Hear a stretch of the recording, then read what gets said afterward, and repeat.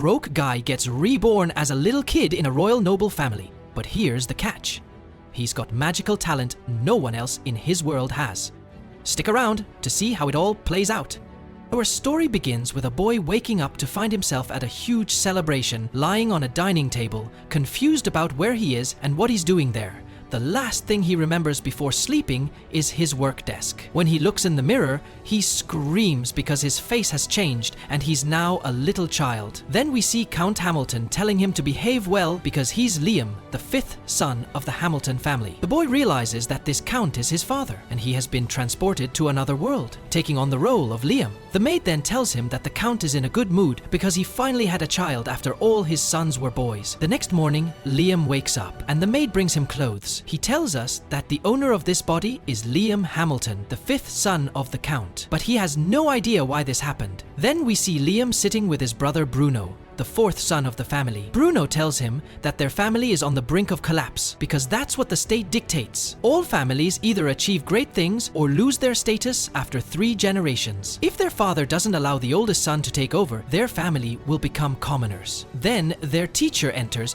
to begin their lesson for the day, which is about magic. Liam gets excited and his brother wonders why he's so enthusiastic. He tells him not to get too excited because only 1 out of every 100 people has magical talent. After the lesson, Liam rushes to the library, grabs a book on magic, tries it out, and succeeds. Then he takes a bunch of magic books from the library and starts studying magic day by day. After a month, we see Liam with his brother in the forest casting a spell. His brother is surprised that Liam managed to learn magic in just a month. When his brother tries, he fails, and Liam realizes that his body has had this talent for a long time, and if he masters magic, he'll secure a place in the kingdom. Then Liam goes back home and decides to start learning ice magic, but his father appears and asks him to show his magical abilities. Liam uses ice magic on a book, but he's still a beginner at ice magic. He tells his father that he's good at fire magic. His father is very surprised that Liam managed to learn fire magic in just a month. His father is very pleased and tells him to take all the books on magic he wants from the library. Then one of the guards whispers something in the Count's ear, and the Count orders the soldiers to gather immediately. As Liam is walking outside, he sees a boy named Raymond sitting under a tree.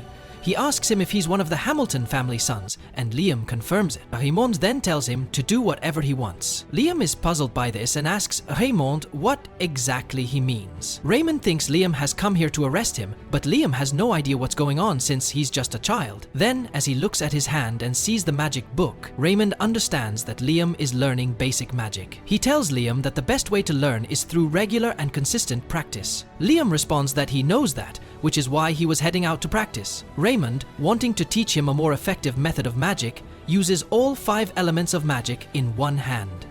Liam is amazed because Raymond is using 5 types of magic at once.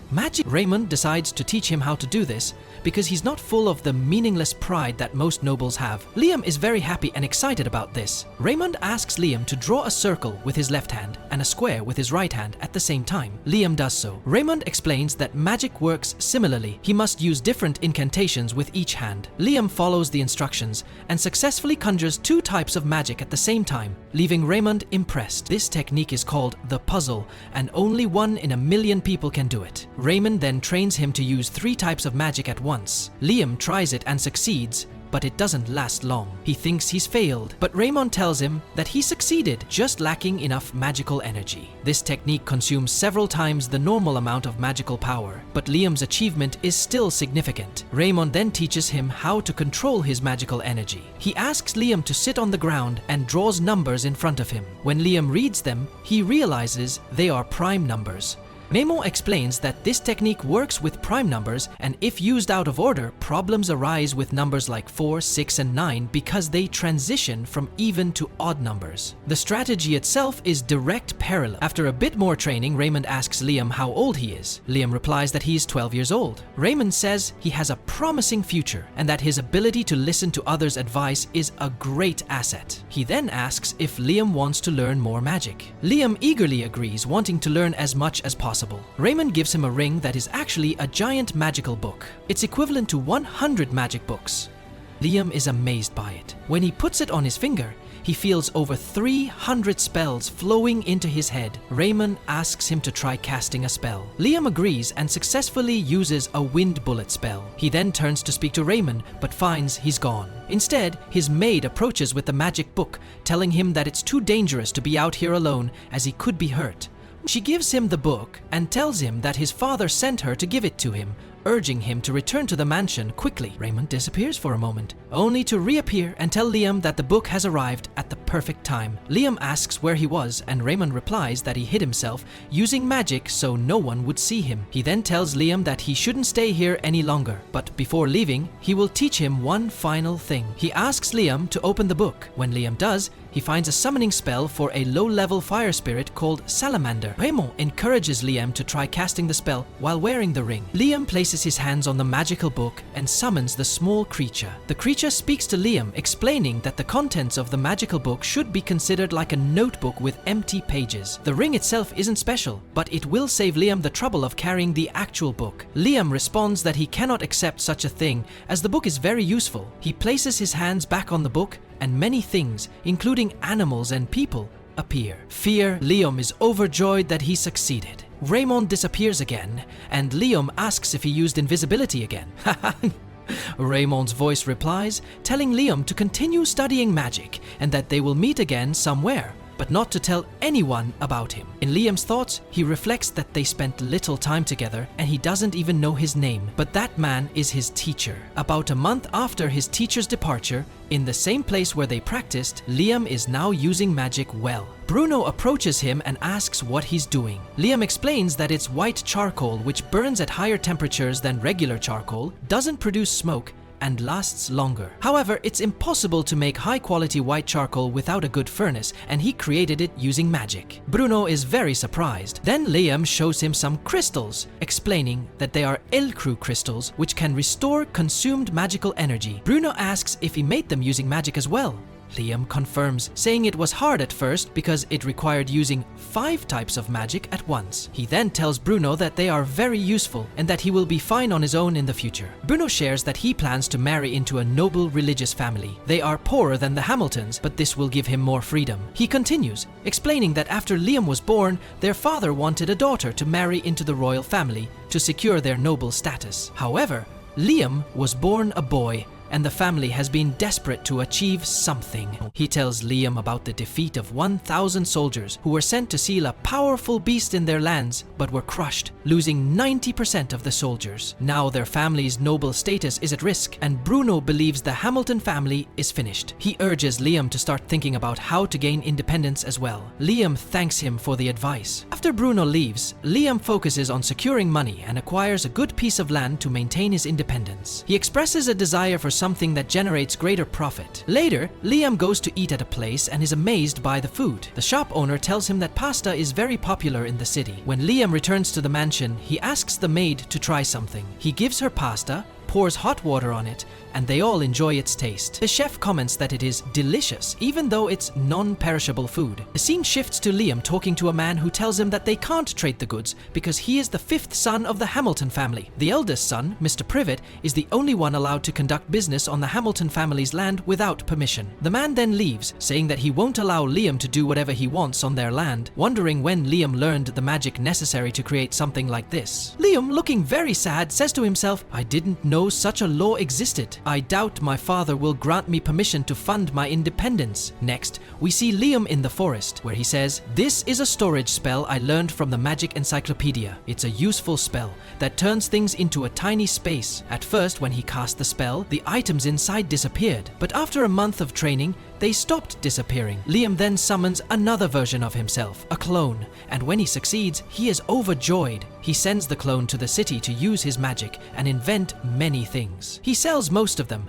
and takes the money to fund his independence. Liam, now a bit older, still training to master magic. He has become more skilled and precise with his control over it. During this time, his older brother Albrevit approaches him and tells him that he's heard people talking about Liam's recent feats, praising his magical abilities. He then asks Liam what he wants to become in the future, realizing that Albrevit is worried that Liam might take his place as the heir to the Hamilton family since he is the eldest son. Liam replies that he intends to resign soon if possible and find a job where he can support himself. Albrevit suggests he join the Hunters Guild. Liam heads to the Hunters Guild, a place where hunters gather to hunt beasts and monsters. Upon entering, everyone is surprised to see a child and mocks him, saying this place isn't for kids and that he should go back to his father. Liam ignores them and continues on his way to the guild leader. Upon seeing him, the leader recognizes him and asks him to take a test, since they can't send him to a place beyond his ability as it could get him killed. The leader asks him to cast an offensive spell, one that he excels at, and though Liam can't use all his power, he uses an illusion spell. The spell impresses everyone because they've never seen magic of such high caliber. The leader then tells Liam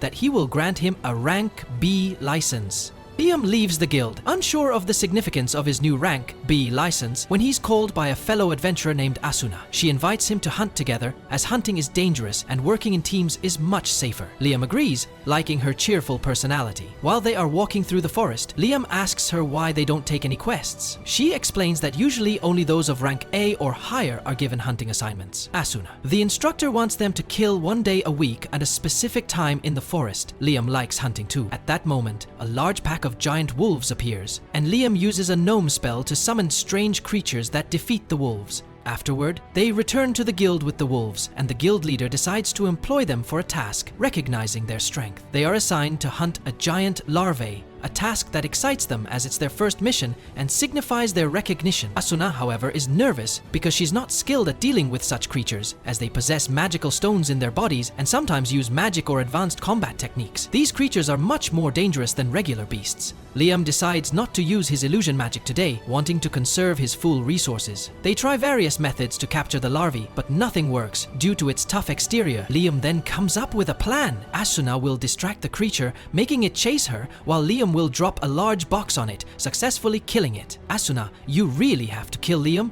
He's not worth it unless he is already dead. Liam. Then Liam and Asuna return to the guild with 2 larvae. The second one was found by Liam using an enemy detection spell, which he cast in record time. The guild leader was once again amazed by their abilities and decided to multiply their reward by 5, leaving them overjoyed. Shortly after, an important figure named James Stanley arrived at the guild and requested a meeting with Liam.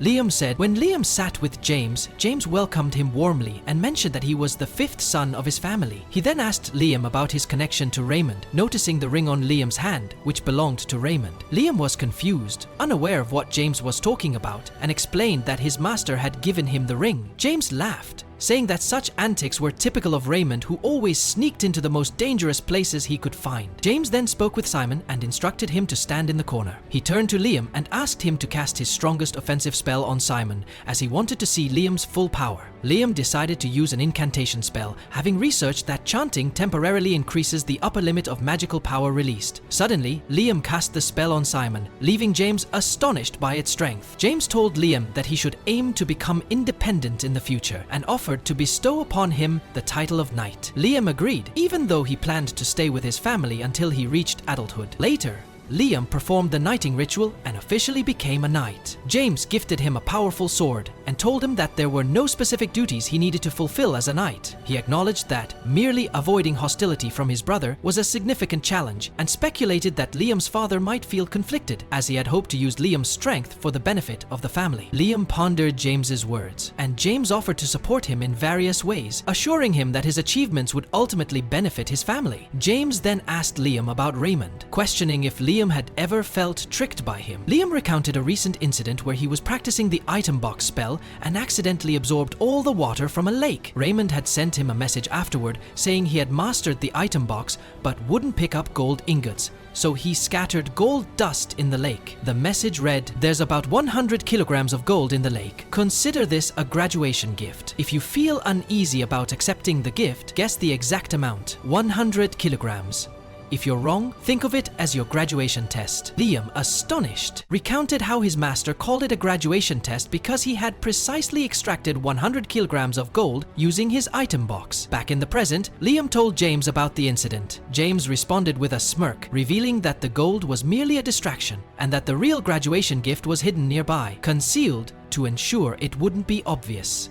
Later, Liam was seen in the forest with his item box, placing it in the water to absorb the entire lake again. Searching for any hidden treasures, he mused about how his master had scattered gold dust in the water, so the item box wouldn't pick up gold ingots directly. Liam commanded the item box to expel all the gold dust, realizing that this situation was no different from leaving gold ingots in the lake. Liam opens the hidden door and descends into a chamber where he finds a letter from his master. The letter reads, "This is your true graduation gift. I present to you this ultimate leveled magic book. I couldn't use it myself, but I hope you can." Liam takes the book, wondering what kind of spell it contains. Determined, he decides to train with it. He marvels at the possibilities, thinking, this magic book, if only I could use the otherworld spell, even once. But there's no need to rush. All I have to do is carefully follow the steps written in the book. As Liam begins to cast the spell, he learns that the otherworld spell creates a separate space in another dimension. The size of the space depends on the user's skill and magical power. Only those authorized by the caster can enter. Unlike the item box, this space can house living beings, allowing even humans to enter.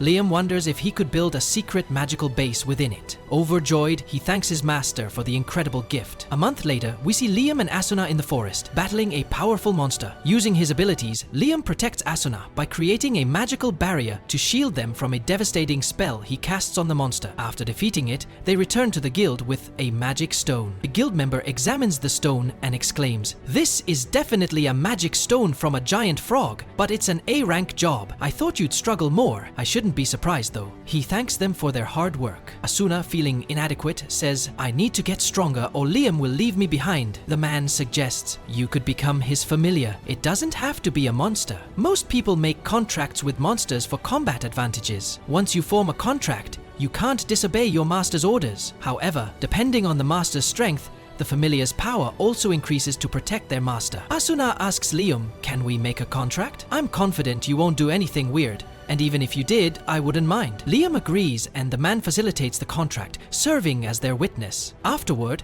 Asuna gains a unique skill called Accelerator. Liam explains, "This is the power of a familiar's contract.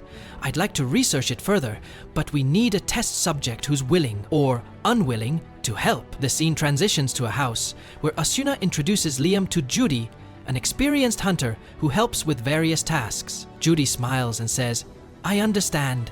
It seems you found someone special." Asuna replies, "Judy is highly recommended. She'll be a great help in battle." Later, they visit the guild and form a contract with Judy, who also possesses a unique skill. When asked about it, Judy tells them to wait a moment. She prepares sandwiches and brings them to an injured man. After eating, the man exclaims, "My wounds have completely healed." Judy explains, "It seems my cooking has healing properties." Everyone is astonished by this revelation. A few days later, in James's mansion, Liam learns that Princess Scarlet, the first princess of the Kingdom of Jamil, is coming to visit. James remarks, "At 12 years old, you're completing A-rank missions in the Hunters Guild. You're a magician capable of casting up to 11 spells simultaneously. You're also skilled at developing and strengthening your familiars. Princess Scarlet is particularly interested in this ability. You need to clarify things with her." Liam refuses, saying, "Asuna and Judy are my friends, not spectacles. They can't disobey my orders, but I don't want to command them to do anything." James scolds him, "We're talking about a princess here." Frustrated, James sends Liam away. Later, we see the princess disguised as a maid. She apologizes to James, saying, "It's not your fault, but he can't just speak to me like that." Mash resurrects the body and redeems it from its transformation. Then he buries it. And so, today's episode of the anime concludes. Stay tuned for upcoming episodes. If you enjoyed this video, don't forget to like, subscribe, and hit the notification bell to stay updated. The episode begins with Liam visiting Princess Scarlet Sherry in her castle. She requests that he tell her how he managed to defeat the flesh-eating larva and the giant frog. Liam recounts his actions and she responds with surprise, saying it's the first time she's heard of someone defeating a giant frog without using high-level magic. She explains that the usual tactic is to eliminate them quickly with advanced magic. Liam expresses his desire to one day use such magic, mentioning that he's unsure of his own power. The princess then asks him about the contracts of his followers, wanting him to reveal them to her. Liam feels pressured and refuses, explaining that he cannot do so as he won't allow his friends to be used as a spectacle. The princess laughs, remarking that she's never met someone like him before, and declares that he deserves a reward for his actions. She then bestows upon him the title of Baron, leaving Liam shocked because he doesn't feel he's achieved anything worthy of such a rank. She responds that his words amuse her, and she's very happy to have met him, adding that this is far better than marrying him. The princess gives Liam a familiar book, a magical book used for forming contracts with followers. Liam is thrilled and eager to read it. He heads to the forest with the book to study it, knowing that his contracts would be nullified if he leaves the magical book behind before mastering its magic. At this moment, his brother Bruno appears to congratulate him on his reward. Bruno remarks that their brother Albrevet must be very upset now, as Liam has surpassed their father in rank. Liam is surprised, considering himself just a baron. Bruno explains that in their nation, nobles are divided into generations. The first generation achieves something on their own, while the second generation inherits their positions. Naturally, those who accomplish things themselves are more admired. Later that night, Liam is wandering around his home, reflecting on his new status above his father's rank. He encounters his brother Albrevet, who doesn't speak to him. Albrevet is visibly furious, thinking to himself how absurd it is that Liam, the fifth and least significant son, is now a baron. As he walks, Albrevet overhears two maids talking about Liam's recent achievements. Enraged, he orders them to resign and go work for the baron if they think he's so great. The maids apologize, and when Albrevet demands to know who they think is more accomplished, himself or Liam, they nervously reply that it's him. Satisfied, he leaves, determined to accomplish something that will make everyone talk about him instead. The next morning, we see Liam sitting with Judy and Asuna. Judy tells Liam that she wants to work with him forever because he's her master. Liam asks her to drop the title Master and just call him by his name. The girls are delighted, noting that he acts like a noble despite being so young. Liam then asks if they are willing to stay with him in his group, and they both enthusiastically agree. Liam takes Judy, Asuna, and the others to a large training field. Asuna runs with all her strength, striking a monster and immediately killing it. Liam compliments her, noting that her movements have improved significantly. Judy then mentions that her vision has also improved a lot. Liam doesn't fully understand what she means, so Judy explains that for a marksman, vision is the most important thing. You can't hit something you can't see. Liam then uses his power to enhance Judy's vision, allowing her to see from very far away. Asuna asks him how he did it, and Liam explains that he enhanced her eyesight. Judy asks him to do the same for her, but Liam refuses, explaining that he can't enhance her offensive power. It would only add strain to her body, just like how people break their bones when they crash into something. He reassures her that enhancing her vision is fine, though. Judy then tests the new ability and successfully takes out a distant target with a single shot. She thanks Liam profusely. Afterward, they return to the guild only to find it in chaos. When Liam enters to see what's happening, someone tells him that the eldest son of Hamilton caused a great deal of disorder after failing miserably at removing a seal. This reminds Liam of his brother, who had passed by without speaking to him earlier.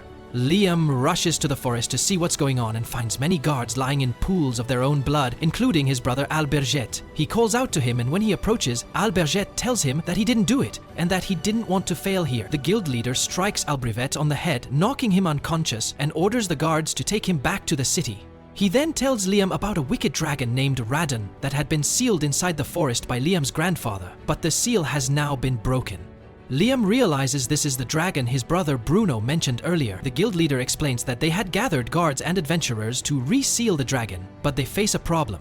Radon's young offspring, known as Radon's children, are causing the chaos. Liam is shocked to learn that it was the dragon's children who caused all this destruction, meaning the dragon itself must be far stronger. The guild leader continues, explaining that the dragon had been sealed away for a long time, and it will take about a week for it to regain its full strength. They need to reseal it before it wakes up.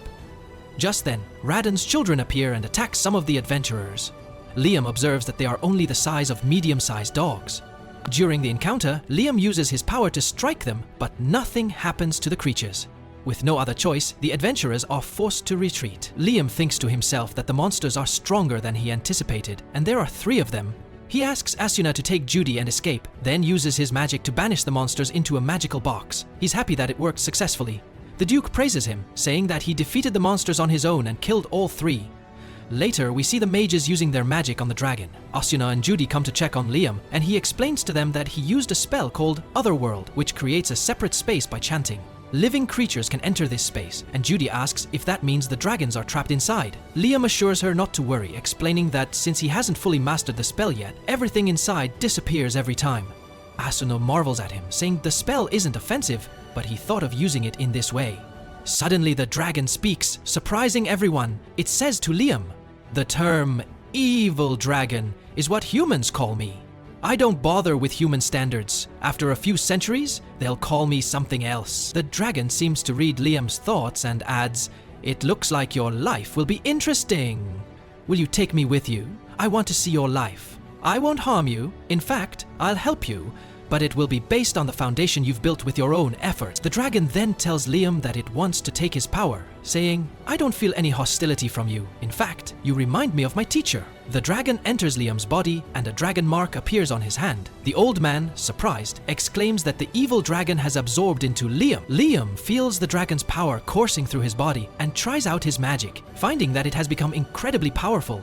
The old man thanks Liam, saying that he saved them from the dragon. Liam responds that it's his fault for causing them trouble with the overwhelming mana he's been emitting. He then gives the old man and the others a box of supplies which contains 10 kilograms of gold, telling them to consider it a disturbance tax. He asks them to distribute it, prioritizing the injured and those facing long recovery periods. The old man is impressed and comments, "If only you were the head of the Hamilton family instead of Albrevet." That night, Liam's father talks to him, saying, "A catastrophe would have occurred if not for your intervention. Thank you for cleaning up Albrevet's mess. I will keep him at home for a while. He's under house arrest for now." Liam thinks to himself that the guild leader mentioned that Albrevet might be disinherited in the worst case scenario. His father continues, "Lord James is here in the city. Eventually word of this will reach the kingdom and someone will come to reward you." Later, Liam stands in front of his brother's room, thinking that he is partly responsible for Albrevet's reckless actions. He overhears his brother, furious, muttering to himself, "I can't believe Liam managed to defeat the evil dragon. I was supposed to do that." Liam hesitates at the door, wanting to enter, but hears his brother's words. "I only wanted to protect the Hamilton family." Feeling conflicted, Liam leaves and heads to his own room, pondering, "I had a strange dream, but I clearly remember it when I woke up. I was practicing magic." And he's excited to discover that he has new spells. The next day, Liam runs through the forest, trying out his magic. "I feel like I'm in another world. I should be able to use this once I've trained enough," he thinks. He successfully casts the spell, summoning a dragon that tells him, "Will be very useful in battle once you master this spell." Just then, the princess arrives, and the dragon disappears quickly. She's astonished to see that Liam is able to use holy magic, especially since he's just a child. She explains, "I came to see you on behalf of Hamilton. I asked your father to deliver a message. Defeating the evil dragon is a great achievement, but the elders won't allow me to give you a title higher than Baron since you don't have land. So I'll award you the 3rd-class Medal of Honor. People need to know the truth of the dragon's defeat and that there's a hero. They'll ask how you defeated the evil dragon, and I may need to announce your title depending on how you did it." Liam is taken aback, but the princess insists, "You've certainly mastered holy magic, there's no doubt about it." The next day, the princess's followers appear with 3,000 gold coins. Liam realizes that she did this so that no one would speak ill of him. Everyone is amazed by the amount of gold, commenting, "We've never seen this many gold coins before." And with that, today's episode ends. Stay tuned for the next episodes. If you enjoyed the video, don't forget to subscribe and hit the notification bell for all the latest updates. So, our episode kicks off with Liam and Mr. James. Mr. James is straight up asking him if he really used magic or not, but Liam's like, I can't really answer that, cause the princess paid him to keep it hush-hush. But then the prince insists, "Spill the beans, tell the truth, cause defeating that dragon ain't no walk in the park. According to reports, the massive dragon turned into a light and entered your body, and everyone saw it happen." So Liam's over here checking every inch of his body, staying quiet for a minute. Then he finally says, "Yeah, I learned some spells. I've been using magic." He then shows off a powerful spell, saying it can remove poison and petrification. He's like, "This kind of magic is top tier, everyone's after it." Mr. James asks him if he's ever heard of the 3 Dragon Wars, and Liam's like, "No clue." So then the other guy explains, there were 3 dragons, they fought each other once. One of them survived and took over after defeating the other 2. It's said that he used magic to establish a country, our country. Then Mr. James asks, "What do you think happens when a dragon joins with a human?" And Liam's like, "Well, maybe they got married and had kids?" But no, the truth's way crazier. Mr. James hits him with a straight up question. "Didn't you join with a dragon, Liam?" And Liam's like, "Wait, what?" He's totally caught off guard, but then he realizes he's right. That dragon entered my body, we became one. So yeah, joining is basically merging together. This means Liam has the power to reshape and rebuild the country thanks to his newfound abilities. But he's got some cracks to figure out first. Like the Hamilton family, especially his dad, they earned their noble title by locking up the so-called evil dragon. But in reality, that dragon wasn't evil at all. They were tricking people. and the family ended up losing everything. But there's an even bigger problem. If that dragon's angry and wants revenge on our country, it could destroy everything. After all, he was wrongfully imprisoned. Liam reassures him though, saying the dragon isn't mad. It actually told me before it entered my body.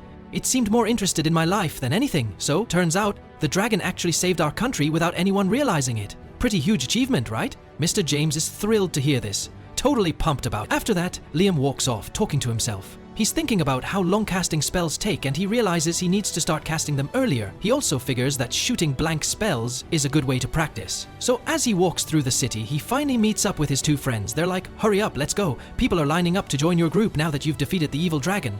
So Liam gets handed a massive list of applicants, and he's totally shocked by how many there are. It turns out people are just trying to cash in on his success. After that, he heads back home and is hit with even more paperwork. The maid tells him it's a list of potential wives. Right then, his brother Bruno walks in and says, "This is one of the family relatives that I married off. She asked me to bring this to you and convince you to marry her."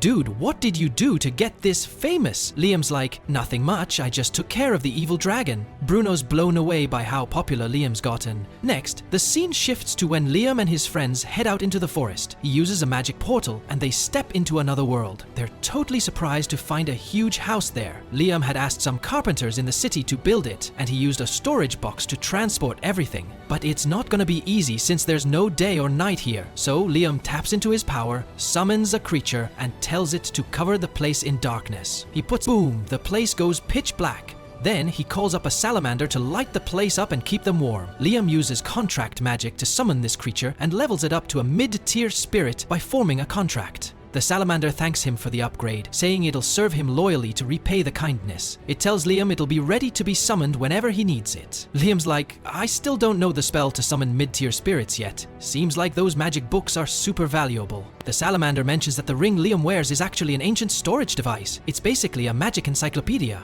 It'll be easy to store the spell for summoning mid-tier spirits in it, but mastering the spell takes practice. After their chat, Liam stores the salamander back in the ring. Then, he levels up the fire monster, Salamander, in the same way. He also uses the familiar spell to level up spirits of water, earth, wind, light, and ice. He stores them in his magical expansion as mid-tier spirit summoning spells. Now, Liam's got mid-tier spirit summoning magic under his belt. Since the next morning, Liam heads to the forest at Radon's request. This is where Radon sleeps, about 100 meters northeast of the place. Suddenly, Liam hears a voice calling his name. It's the big dragon! The dragon asks Liam to summon its kid, Radon. Liam quickly uses the summoning spell he'd been practicing on his way there, and sure enough, Radon the little dragon appears. So, Liam heads off with Radon to the fairyland. When the fairies see him, they freak out and scatter. Liam calls out to them, telling them not to be scared. He explains that Radon told him to come here. The fairies, after realizing that this little dragon is the son of the sacred dragon, calm down. Liam tells them he's here because Radon asked him to protect them. As Liam looks at the fairies, he notices their wings are made of valuable materials that can be used to create magical elements. Apparently, humans hunt weak fairies to the point that they might go extinct unless someone steps in to help. Radon had been protecting them by creating a magical barrier, and now he wants Liam to continue his work. So Liam starts casting a spell on them. Then he remembers Radon's advice. When casting the spell, he should name them. Naming is a basic form of magic that anyone can use. It's a magical act by nature. Liam uses contract magic to name one of the fairies Rena, and evolves her into an elf. He's stunned by the transformation, and then he remembers Renam's words again. When he names them while casting the contract spell, the magical power and its effect are stronger than usual. From now on, he needs to name any nameless creatures when he makes contracts with them. The other fairies ask Liam to name them too, just like Rena. So Liam goes ahead and names them all. Once he's done, the fairies thank him and tell him they really like him. Rena then asks what they'll do next. Liam says he only came here because Radon told him to, but he could help them create a village to live in. The fairies are all in, and they start building houses for their new home. Then, Liam talks to Rena and tells her she'll be the village chief. Without a leader, the group will fall apart. The leader keeps everyone together. Rena agrees and says she'll do her best. They'll try to make a village that Liam will love. The fairies get to work building, but after a while, Liam starts feeling drained. He's used up a lot of magical energy. But then he senses another magical force deep in the forest. He heads toward it to track it down. Once he gets there, he finds a strong magical presence. He looks at a tree and sees something strange. He asks Rena about it, and she explains that the fairies had been gathering magical energy from the air, concentrating it in one place, kind of like making honey. It's something they can eat. and it's his if he wants it. Liam meets the magical energy and suddenly he feels his magical power surge. He tests it by firing a magic missile, but this time he launches 19 missiles, way more than he ever could before. The next day, Liam heads back to check on the fairy village. Rina greets him and calls him the messenger. Liam asks her to just call him by his name instead.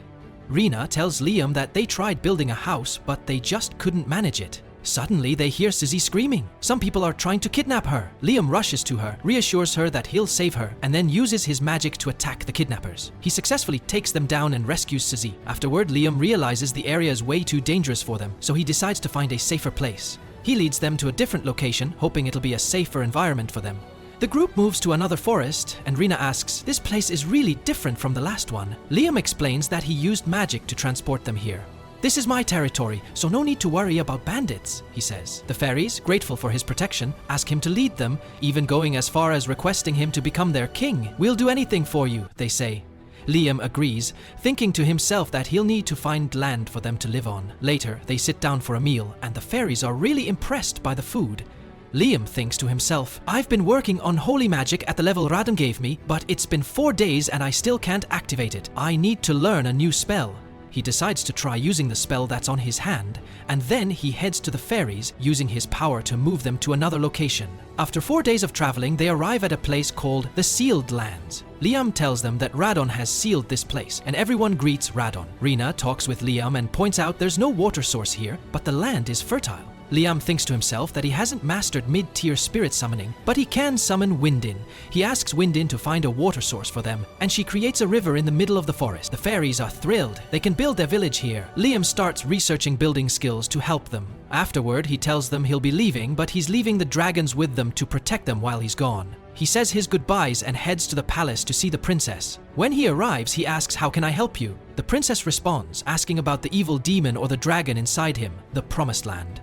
Liam tells her he knows the Sealed Lands and that Raiden sealed it. He took the fairies there, and Radon had placed a seal on it. He adds, "I'll trust this place, but I have a request first. Let's take Golak, the tile engineer, with us." He makes a second copy of Golak to accompany him. Then they head to the Sealed Lands. Liam explains that Radon sealed this place and used illusions to make it look that way. The princess is amazed and asks, "Is this the Promised Land?" Liam responds, "Radon didn't make any promises to humans." The princess says, "Humanity will survive extinction and will enter a new paradise." She adds, "Some say these lands are just a legend." Liam takes the ring and upon activating it, the land shifts, revealing that it is indeed the Promised Land. Liam tells them, "This ring is the key to making this island float." The princess then tells Liam to create a new country here, one that will be their paradise. I pledge my allegiance to the Lord of the Promised Land. And that's a wrap for today's episode. Be sure to stay tuned for the next episodes. If you liked the video, don't forget to subscribe and hit the bell. Our episode begins today as they travel to the otherworld, determined to build an empire there. Everyone is hard at work, with Gulak, the contractor, giving instructions and joining in the construction himself, showcasing his exceptional skills. Thanks to the elves, remarkable progress has been made in building the village. Meanwhile, Liam focuses on honing his magical abilities by hunting massive beasts. With every battle, his skills grow stronger, and he systematically clears the area of any dangerous creatures that could pose a threat to their settlement. During one of these hunts, the princess shows up, astonished by Liam's strength and abilities. She tells him, "Liam, please stop being so formal and call me by my name. I hate all this royal etiquette. Here, I'm just your servant." Liam, taken aback, replies, "What? You don't have to serve me?" She explains, "Let me tell you why. It's said that the blood of dragons runs in my mother's family. Because of that, women of our noble lineage have traditionally married into the royal family. As a woman with dragon blood in my veins, I see it as my duty to serve the great dragon Radon. And since that dragon now resides within you, I will serve you." At that moment, the dragon inside Liam speaks to him, instructing him to head 1 kilometer north. "You'll find something there that you'll really enjoy," Radon says. Liam relays this to the princess, and they decide to venture there together. When they arrive, they find a locked door leading to an underground chamber. Inside, they discover a black dragon. Liam's mission is to defeat it, but there's a twist. It has to be done through solving a riddle. The dragon's name is inscribed above it, and Liam must remove one letter to completely change the meaning of the word Pobaya to The princess, quick-witted as ever, points out it's the second letter from the right. Liam wastes no time. He uses his power to strike the name, removing the letter. The black dragon immediately submits, behaving like a loyal, tamed pet. The princess remarks, "It must recognize the dragon blood running through my veins." She approaches the dragon, gently tending to its wounds, while Liam presses forward. As Liam reflects on everything, a massive explosion suddenly shakes the area.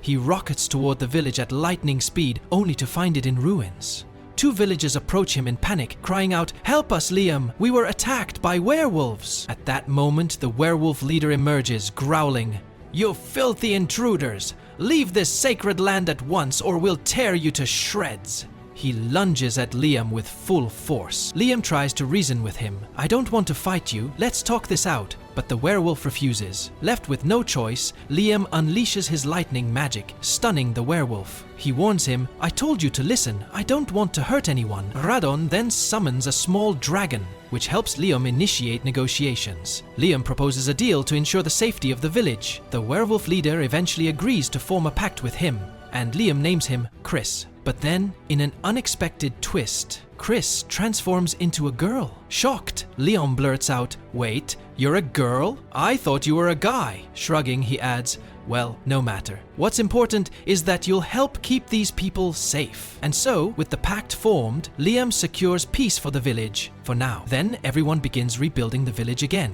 With Chris and the newly evolved werewolves joining the effort, the construction progresses at an incredible pace. One day, Chris spots Liam, rushes over and hugs him tightly. She shyly admits, "I've been fixing the things we destroyed and I'm so sorry. I promise to do my best to make it all right." Liam wishes he could use his powers to speed up the repairs, but he doesn't know how. That's when the dragon, Radon, speaks to him. "You can," the dragon says. "All you need to do is visualize the process clearly, from start to finish." Encouraged, Liam gives it a try. He concentrates, imagining the damaged parts being restored, and channels his energy. To his amazement, the structures begin to repair themselves as if rewinding time. Curious, Chris breaks a piece to test it, only to watch it instantly rebuild itself. Realizing the potential of his newfound power, Liam steps outside to test its limits. He conjures a missile and launches it into the sky. The impact is so powerful, it feels like an American rocket strike. Radon observes with pride, saying, "You're truly a genius, Liam. Your growth is extraordinary." Just then, a group of fairies rushes toward him, shouting, "Emergency! Emergency! Humans have invaded our land, chasing after some fairies, and they've caused massive destruction." Shocked, Liam teleports instantly to the site of the invasion. Sprinting across the battlefield, he confronts the human soldiers. Memories flood back of the fairies begging him to become their protector, and the princess urging him to establish a new nation in this land. Facing the soldiers, Liam declares boldly, "This is my nation, my land, leave now." The soldiers laugh dismissively. "Your nation? Kid, you're just a delusional brat," one sneers before they begin advancing. Unfazed, Liam fires 17 destructive cruise missiles into the air, not at them, but close enough to make his point. The ground shakes as he shouts, "This is your first and only warning. This is my land. Retreat now, or I'll destroy you." One reckless soldier charges at him, yelling, "Get out of our way, you idiot!" But Liam uses his power to hurl him through the air effortlessly. One by one, he lifts and tosses the soldiers, roaring, "Do not come back here ever again!" After the soldiers retreat in fear, Liam teleports back to the fairies to reassure them. "Don't worry, I've handled it," he says. To his surprise, dozens of fairies appear, all eager to form a contract with him. Shocked by their numbers, Liam spends hours forming agreements. Starting at 2 p.m, he finishes around 5 p.m, having contracted with over 100 fairies. With the fairies joining his cause, the population of his budding nation grows significantly. The dream of a thriving kingdom seems closer than ever. The scene shifts to a gathering where Liam tosses a helmet onto the table. The group examines it, puzzled, until someone remarks, "Hold on, what's this emblem? It's the insignia of the Duchy of Balta." The princess explains, "Balta is a nation on the border of this promised land. That means the humans who attacked last night were likely from their border patrol. It's also possible that patrols from Gemil and Cuestador, 2 other nearby nations, will follow soon. The valley that once separated the 3 states has now connected them through this reclaimed promised land." Liam listens intently before saying, "If this land is so important, everyone's going to fight over it. but I can't let that happen. I need to find a solution that avoids bloodshed. The princess, however, is adamant. Liam, you must establish a nation here. A kingdom requires 3 things: land, people, and authority. The land is already ours. The people will flock to you as rumors of your power spread. That leaves only authority, and to secure that you'll need an army to protect this nation. Chris jumps in confidently. Leave that to us, Liam. The werewolves are perfect for combat. We're fast, skilled, and relentless. Liam nods in agreement. All right. While you handle the defense, we'll keep building our village. By demonstrating our strength, we'll drive away invaders and show others the benefits of allying with us. The next day, however, the situation escalates beyond anyone's expectations. A man with striking blonde hair arrives, introducing himself as Leonardo. The princess immediately recognizes him. "Leonardo," she whispers. "The Grand Marquis and a noble of Vimil," Leonardo announces. "I have come here under direct orders from the King of Jumil. We have no intention of fighting you. In fact, we'd like to propose an alliance. And as a gesture of good faith, the king offers you a marriage proposal to wed Princess Scarlet." Liam furrows his brow, thinking, why are they so interested in this land? Could it have something to do with Scarlet's connection to the Great Dragon? He asks Leonardo casually, "Have you met Princess Scarlet before?" Leonardo replies, "Of course, several times." Liam is taken aback. He's lying, he realizes, glancing at Scarlet, who stands right beside him. Suspicious, he decides to speak with her privately, but doesn't want Leonardo to overhear. Using telepathy, he tells her, "Princess, stay calm and listen carefully. I'm speaking to you directly through telepathy. Don't say a word aloud. Just think, and I'll understand." Scarlet nods subtly, and Liam continues, "Leonardo has proposed marriage on behalf of his king. What do you think?" Without hesitation, Scarlet thinks back. "I accept." Surprised by her quick decision, Liam agrees to the deal. Turning to Leonardo, he says, "It would be a great honor to marry Princess Scarlet. However, I have one condition. Give me 1 year. During that time, Her Highness can see this land transformed into a beautiful, thriving kingdom." Leonardo agrees to the terms, promising to inform the king. With that, he takes his leave, setting the stage for a year-long race to establish Liam's nation and fulfill his bold vision. Then we see everyone hard at work, tirelessly building and preparing for the challenges ahead. Suddenly, Liam's twin, or rather his alternate version, appears. Without hesitation, they both teleport to the royal capital, where Liam pays a visit to Scarlet's palace. Upon arrival, Liam requests Scarlet's permission for his twin to remain in the capital, and later arrange for him to bring Liam back when needed. Scarlet agrees, but warns him, as the ruler of a nation, you must ensure no one sees you coming and going mysteriously like this.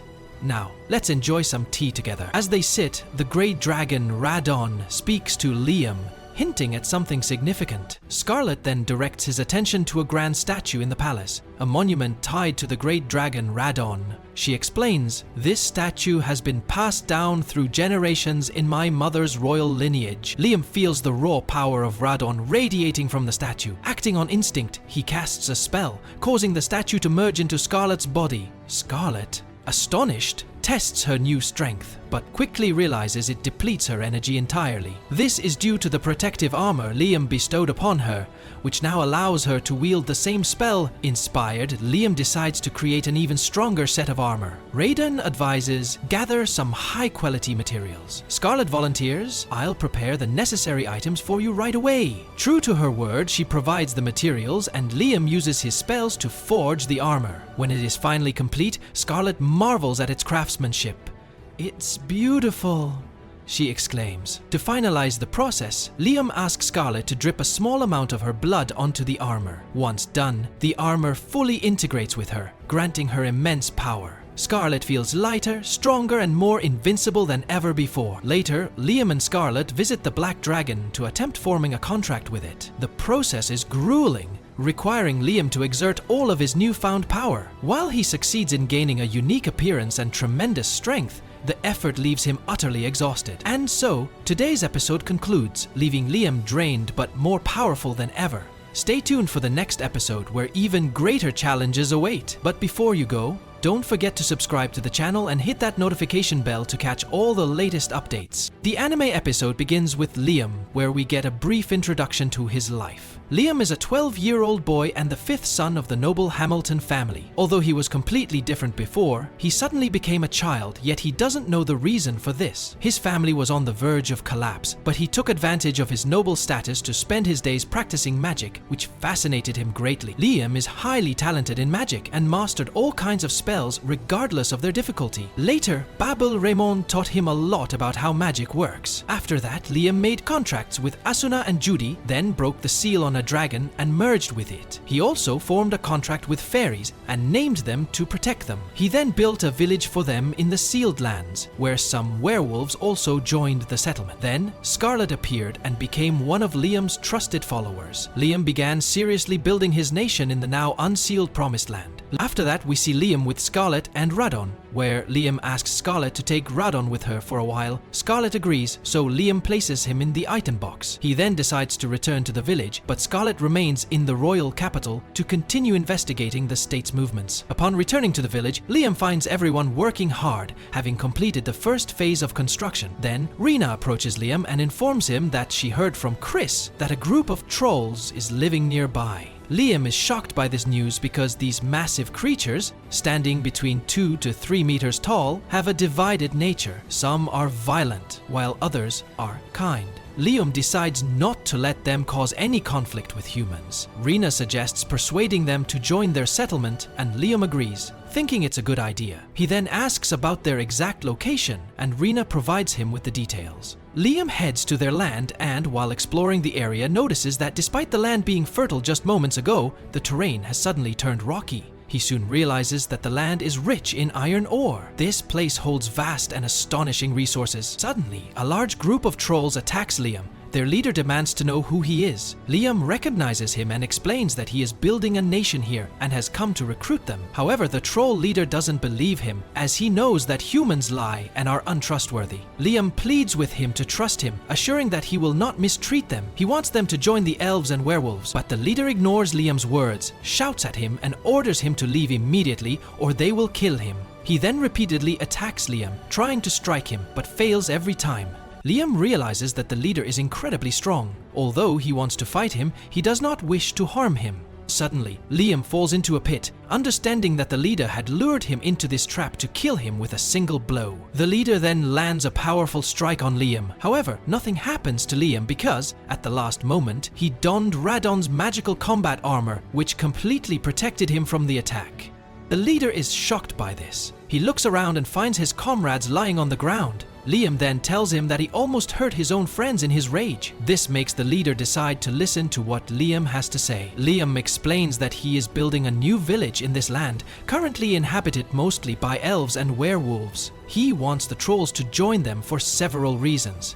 But in the future, many humans might come to this land, and in the worst case scenario, they could be hunted. If Liam does nothing, he does not want to witness such a tragedy. The leader then asks Liam to show them this village first. Liam uses teleportation magic to take them there, astonishing the leader. Liam explains that this is high-level teleportation magic. At that moment, Chris sees them and becomes furious upon spotting the troll leader. She does not want him to be there and immediately attacks him, knocking him to the ground.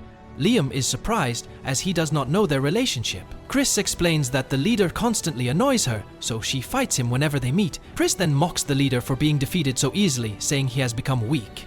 However, Liam disagrees, stating that she has actually grown stronger because her familiar contract enhanced her abilities, turning her into a werewolf. Chris is overjoyed, realizing she has become stronger after becoming a servant to her master. She then advises the leader to form a contract with Liam, since he lost to her. Liam proceeds to do so, naming the troll leader Guy. The moment the contract is sealed, Guy undergoes a transformation. He becomes more articulate and refined in speech, and his body shrinks slightly, but his internal strength increases tremendously. Chris then challenges Guy to a fight to test his new power. Each of Guy's attacks is strong enough to kill an ordinary person, but Chris is incredibly agile, with sharp and precise attacks. This high-level battle leaves all the trolls astonished, as their leader has become much stronger than before. Thanks to Liam's power, Guy evolves from a troll into a creature known as a gigas. Seeing this, Liam decides to name the rest of the trolls, officially transforming them into gigas as well. With that, the Gigas tribe joins Liam's village, bringing the defensive and combat strength they will need in the future. Later, the Gigas men are seen carrying massive stones to transport to the village. Chris, however, struggles to lift even one. Seeing this, Guy tells her not to overexert herself,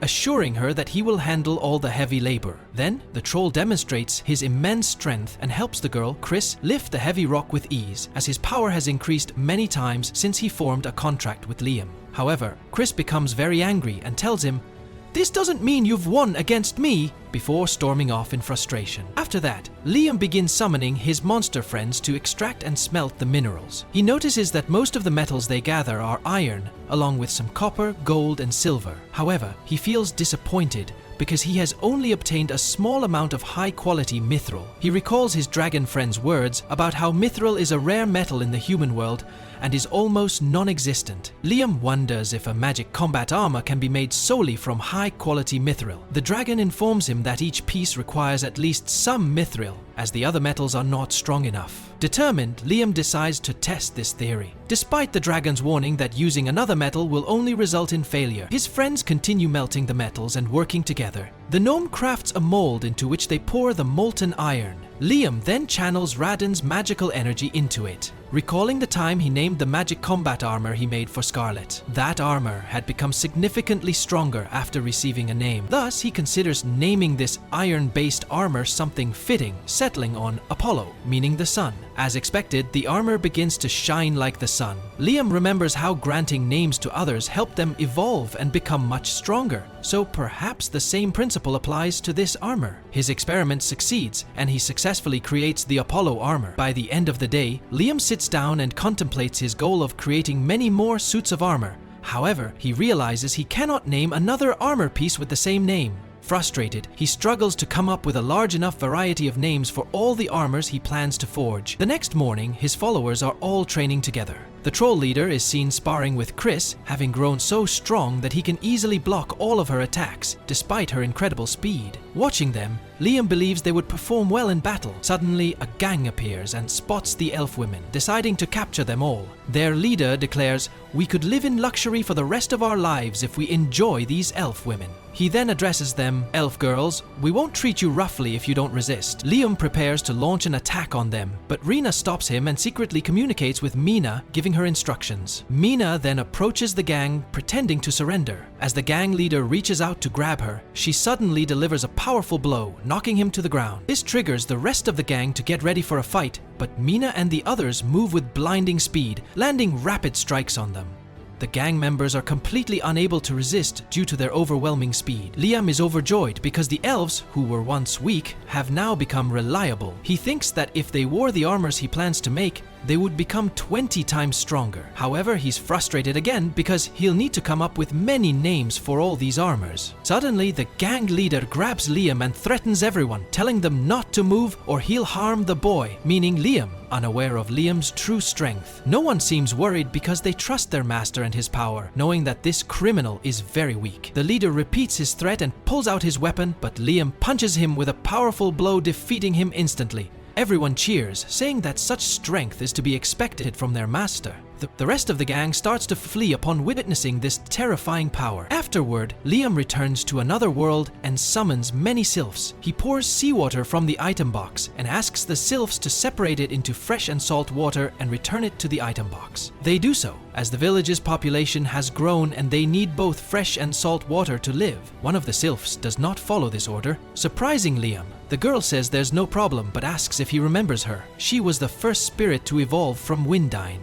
Liam recalls this and she tells him that her world has expanded thanks to him, expressing her deep gratitude for everything he has done. She then asks if he could strengthen her further by forming a contract with her, promising to repay the favor quickly. Liam agrees and contracts with her, naming her Sylph Zero. Her power increases greatly, and now she can possess physical objects. He then summons Gnome and Salamander to smelt metals again, and calls upon the girl to test her new ability by possessing a metal object. It works, and Liam successfully creates a new magical combat armor, possessed by a mid-level water spirit. The next morning, everyone is training hard and doing incredibly well. Liam is very pleased because the prototype armor exceeded his expectations. Everyone is overjoyed too, as they've become much stronger than before. The three spirits thank Liam deeply for the new armor, and Liam says that if he can produce more of this new magic combat armor, they'll have the power to protect the entire nation. The magic of his armor protects the city from harm, which then allows Liam to further his goal, and it proceeds to take over the country of Hiyashi.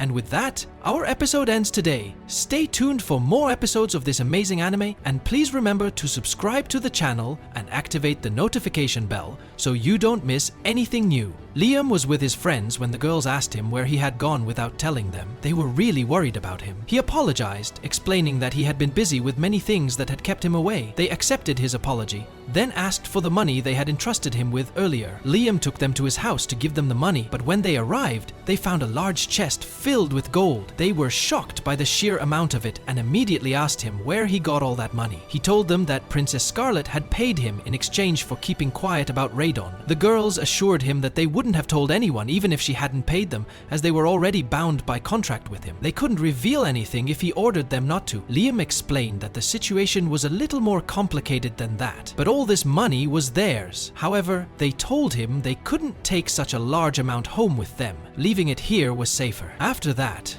Liam took them to the tavern, where they handed him a rare magic book, the only one in the town that had no owner. They knew he needed it. When he opened it, he found many spells inside and was overjoyed. He thanked them, as he had never come across such spells before. Liam then told them about the country he was building and gave them the choice to either join him or stay in the city and continue hunting. He knew it was an unreasonable request. However, Asuna, full of enthusiasm, immediately responded that they would follow him no matter where he went. Liam was overjoyed at their response. He told him he would take them there later, as he was currently training with one of the spells from the magic book. He felt that it would work. To practice, he summoned the dust box and successfully mastered the spell. Asuna then asked what the spell did, and he explained that it was similar to the item box spell, allowing him to store as many things as he wanted inside, though its capacity depended on the user's power. Judy then asked what the difference was between the dust box and the item box, but before Liam could answer, their food arrived. He decided that this was the perfect opportunity to test the dust box. He placed a piece of food inside and took it out a minute later. The moment they smelled it, they were hit with a horrible stench. Liam explained that anything stored in the dust box spoiled very quickly. The girls were surprised. If that was the case, then the box was practically useless. Liam thought about how it could be used and suddenly had an idea. He looked for freshly squeezed grape juice, then placed some yeast from the dust box into a bottle of juice. They waited 5 minutes, and when they opened the bottle, they were greeted with an interesting aroma. They immediately realized that the dust box had turned the grape juice into wine almost instantly. At that moment, Liam understood that they could use it to mass produce any fermented product, such as soy sauce or pickles, in a short time. It was an incredibly useful spell. Liam then set up an experiment. He placed 10 bottles of grape juice on the table and numbered them from 1 to 10. He put each bottle into the dust box at different intervals. Bottle number 10 stayed inside for 10 hours, bottle number 9 for 9 hours, bottle number 8 for 8 hours, and so on, until bottle number 1, which he removed after just 1 hour. When he finally took them all out, Judy tasted the wine from each bottle. She told them that the wine in the first bottle had the flavor of 1-year-old wine, while the 10th bottle tasted like 10-year-old wine. This meant that inside the dust box, 1 hour equaled 1 year of fermentation. After that, Liam took them to the country he was building and introduced them to his friends there. Everyone welcomed them warmly and they held a feast in their honor. The highlight of the celebration was a cooking competition between Chris and Guy. Chris prepared her special werewolf meal, a roasted sheep monster, while Guy cooked a traditional dish from his homeland, a roasted bull monster. Meanwhile, Rena made a unique dish from the elves, a mushroom and herb soup. Everyone enjoyed the food and had a great time. The next morning, they ventured into a forest filled with various fruit-bearing trees to gather ingredients for all kinds of beverages. They collected many exotic fruits they had never seen before. Liam thanked them for their help, but then Rena stormed over to Chris and Guy, furious. She scolded them for picking all the fruit from the same trees, warning that this would prevent the next harvest from growing properly. They quickly apologized. Suddenly, a mysterious man attacked them. Gon, Guy's friend, was bitten in the chaos. Liam immediately used his power to strike the attacker, but the man fled deep into the forest. Moments later, Gon regained consciousness. But something was different. He turned on Guy and attempted to bite him. Guy tried to calm him down, but nothing worked. Liam quickly cast a spell on Gon, healing him. Thankfully, Gon returned to normal, but no one understood what had happened. Judy, however, recognized the symptoms. She explained that Gon had been infected with a vampire's curse. Vampires turn others into their servants by biting them, and once someone is afflicted, there's usually no cure. But Liam had managed to heal Gon. Guy interrupted, saying he didn't think it was a vampire. They can't move during the day. Sunlight turns them to dust. Judy frowned, considering the possibility. There might be a Dracula, she murmured. Asuna looked at her curiously. What's a Dracula? Judy explained. Dracula is a transformed vampire, born once every few centuries. Under Dracula's command, other vampires become stronger and lose their weakness to sunlight. Liam tells them, we need to gather all the information first. Suddenly, a man arrives saying, we've found them. A group of vampires has been spotted 10 kilometers north of here. There are more than 1,000 of them. Everyone is gripped with fear. Liam speaks. That's 100 times our numbers. It seems other inhabitants of this land have been absorbed into their ranks. Foy adds, we saw ghouls and demons among them. Then, Judy says, they have taken control of other factions and they are all moving together. During the daytime, we can assume Dracula is involved, but vampires are usually shy creatures who prefer to live quietly. Chris then comments, Dracula must have driven them into a violent frenzy. We have to defeat them before they cause more harm. The townspeople start murmuring among themselves. Even if they are defeated, they will get infected and turn into vampires, increasing their numbers even more. Liam then speaks firmly. Warn the neighboring villages to evacuate before the battle begins. I'm counting on you all. Everyone prepares for battle and moves out. Liam, deep in thought, mutters to himself, the situation has gotten worse. The scene shifts to another place. One of Guy's men reports, the townspeople took our warnings seriously and haven't lost to weak vampires. But then the vampires attacked, and although the ghouls resisted, they were crushed by the enemy's overwhelming numbers. Now they have all turned into vampires. Then a vampire unlike any other appears. All the vampires kneel before him. He does something. Something that revives all the fallen vampires. This could be Dracula, the man continues. When I saw this, I ran back here as fast as I could. Liam turns to him. We don't want you turning into a vampire too, Azuni then says. This means the vampires will keep reviving as long as Dracula remains, but getting close to him is nearly impossible. Liam interrupts. Thanks to this information, we now know how to fight the vampires. We will stop them now. The scene shifts again. A massive army of vampires stands before them. Everyone readies themselves, unleashing their powers, and they slay the vampires one after another. Suddenly, Dracula appears. Liam immediately uses teleportation magic and takes Dracula deep into the forest. Dracula looks around, confused. None of his followers are with him. Liam smirks. I've separated you from your army. We are now 100 kilometers away from where we were. This is where I'll solve the problem. By defeating you. Dracula grins. You think you can defeat me? No one in this world can stop me, not even if all races united against me. Liam launches an attack, but Dracula deflects every strike effortlessly. Then Dracula vanishes.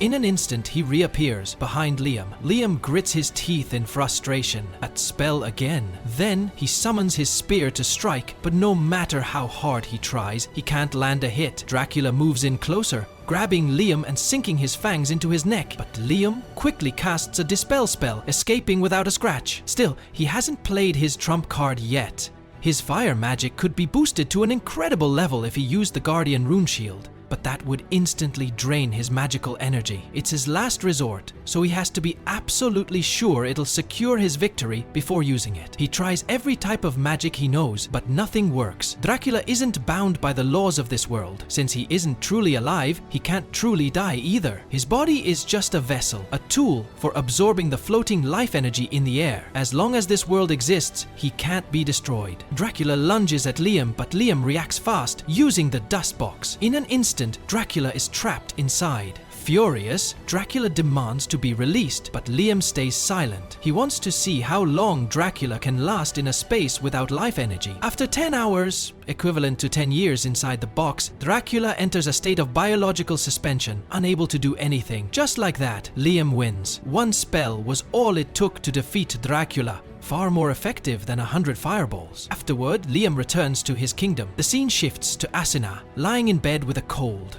Judy hands her some warm clothes to help her stay cozy.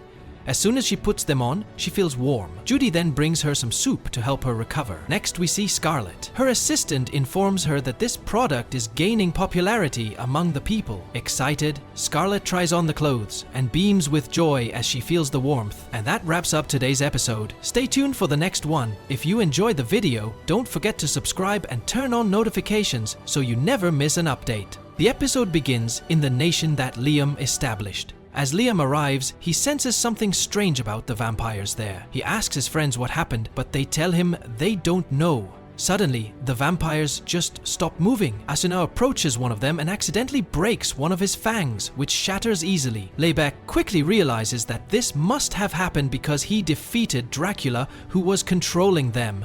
Now, they are free from his influence. Suddenly, the vampires let out piercing screams. Liam doesn't understand why, but Radun explains that Dracula's magic was controlling their bodies. Now that his power has vanished, they may disappear as well. Liam quickly gets an idea. He decides to use a dispel spell, which removes all magical effects. He casts the spell, successfully saving them. But some vampires remain unchanged. Drown reminds him of his own spell, which is said to be stronger than 100 fireballs. Determined, Liam prepares his magical battle armor. His goal is to amplify the dispel spell into a wide-range effect. After activating it, all the vampires are freed from their suffering. However, Liam collapses from exhaustion. An hour later, he regains consciousness and asks how long he was out. His friends inform him that it was only for an hour. They also tell him that the vampires are fine, but something strange happened. Light burst out from Liam, and even the ones who were disappearing have returned. At that moment, Chris arrives to check on him. Liam reassures her and explains that he used an immense amount of magical energy all at once. Then, he instructs his friends to gather only the original vampires, not the turned ones. Once they are assembled, Liam realizes their numbers are quite small. The girls explain that there weren't many of them to begin with, and their population only grew to 10,000 over time. The vampire leader steps forward and thanks Liam for what he has done. Then he takes responsibility for everything that happened and offers his own life in exchange for the forgiveness of his people. Liam tells him that he has no intention of blaming anyone. He knows Dracula was controlling them, but now they must adapt. He offers them a chance to walk in the sunlight once more and invites them to join his village. The vampires hesitate to respond. Liam then warns them when morning comes, they will either be destroyed by the sunlight, having lost Dracula's protection, or they will have to continue living quietly in the shadows, as they always have. He assures them that he is not like Dracula. He won't force them into submission. All he asks is that they follow two simple rules. 1. Do as he instructed. 2. Do not cause any internal conflict. If they followed these rules, Liam wouldn't force them to do anything else. The vampires agreed, so Liam used his spells to allow them to walk freely in the daylight. Just as he had modified his magic battle armor, he also adjusted the evolution process caused by the familiar bond. Then, he cast a contract spell on them, evolving them into noble vampires immune to sunlight. More than 4 days had passed since the battle. Liam gazed at the box where Dracula had been sealed. It had been 100 hours, and yet, Dracula had not reappeared. Meanwhile, the guildmaster sat with his assistant, struggling to believe that Dracula had been slain by a mere human. They had planned to use Dracula as an excuse to deploy their forces. The guildmaster instructed his assistant to spread a different narrative. The real issue now was the man who had defeated Dracula. They didn't know how he had done it, but the guildmaster was certain Liam wasn't an ordinary human. He was a monster in human skin,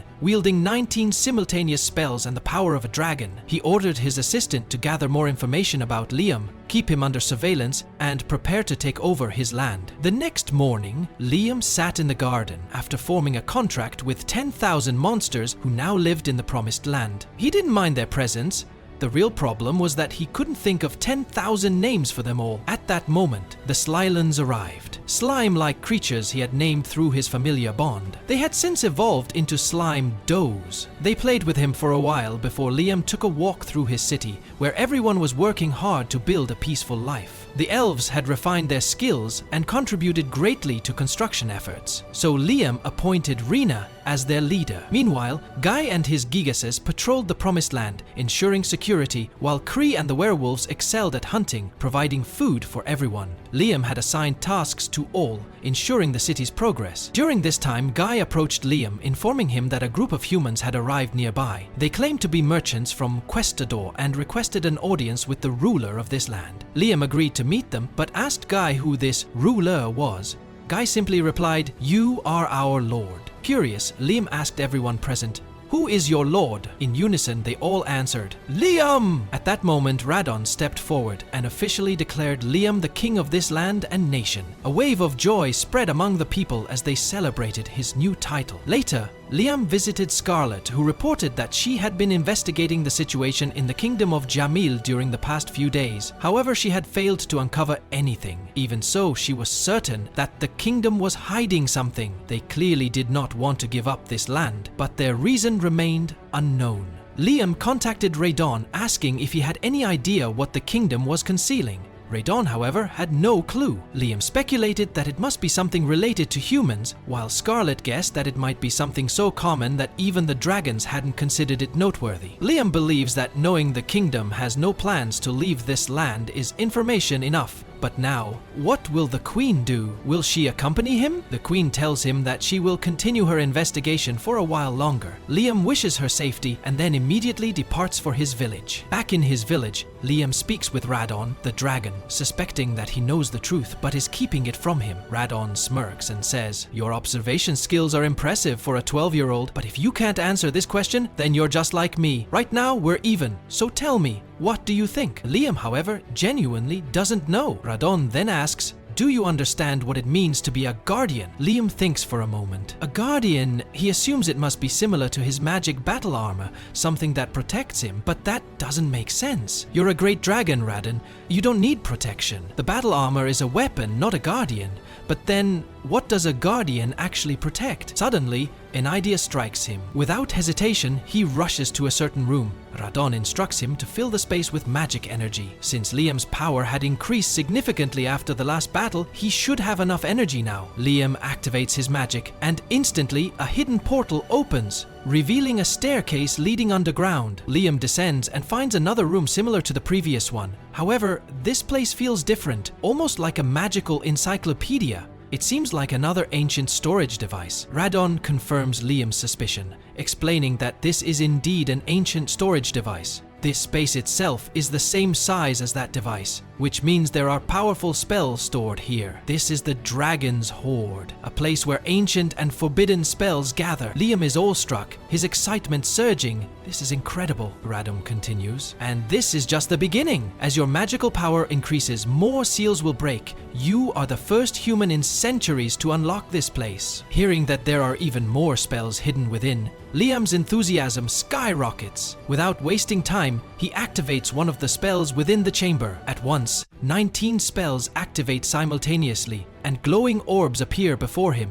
Curious, he touches a few of them, only to see them vanish. Within moments, all 19 spells disappear at once. Radon warns him, "Your magic has been nullified." Liam tries to cast another spell, just a simple fireball, but nothing happens. He attempts multiple spells, one after another, yet none of them work. This place nullifies all magic he tries to use. Determined to overcome this, Liam summons his contract spirit, a duplicate version of himself. The clone then activates the spell by bursting all the magical bubbles at once. The spell successfully activates. Now understanding how this works, Liam steps outside the magical chamber and begins training with the spell, preparing himself for whatever challenges lie ahead. Liam then summons the item box and pulls out an enormous rock. His duplicate version immediately activates the ultimate power shield, smashing the rock into tiny fragments. Determined, Liam creates multiple copies of himself to strike and throw rocks at his clone while using the ultimate power shield repeatedly. The shield can only block one attack at a time, so Liam realizes he needs to create barriers as fast as his enemy can launch attacks. In battle, hundreds of arrows could fly at him simultaneously, so he must enhance his speed and usage rate. The dragon suggests, "You'll need to increase your magical power even more in order to block any magical attacks effectively." Liam ponders how he can improve this powerful spell. After deep thought, he decides to use up all his remaining magical energy to develop this shield. He repeatedly tries, refining the technique until he succeeds in enhancing the shield. When he activates the shield again, Radon is astonished. Liam has managed to master this ancient spell. Liam continues his training,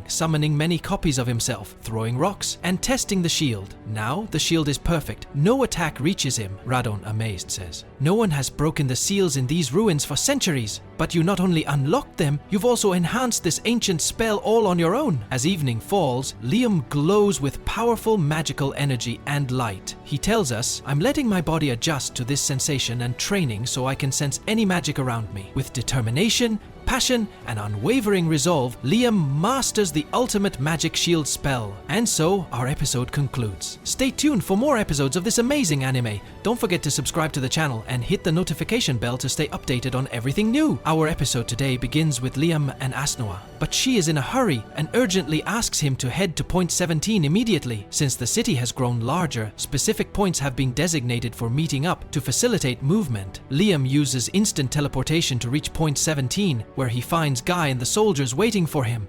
Everyone is lined up and they inform him that they have been sent by the Emirate of Botsuraku for an important matter and have requested to meet him, as he is now the ruler of this land. Liam still hasn't fully come to terms with the fact that he owns this land. A man steps forward to greet him and introduce himself. His name is X-Blast. He states that his lord, His Highness, has sent him here with a proposal. Liam should marry Lady Flora. Liam is shocked because marriage is the last thing on his mind. X-Blast tries to persuade him, saying she is a beautiful woman. Just then, Lady Flora steps down from the carriage. She has striking blue hair, a blue robe, and wide, captivating eyes. Liam is stunned by her beauty. X-Blast tells him that if he wishes to marry her at that moment, Lady Flora is fully prepared. Liam suggests they come to the city so they can talk more comfortably, but at that very moment, something strange happens. Liam senses something approaching at high speed. He immediately activates his absolute shield and blocks the attack, but he has no idea what's going on. The dragon informs him that this was a suicide attack by a human-made explosive beast. If your reaction had been even a fraction of a second slower,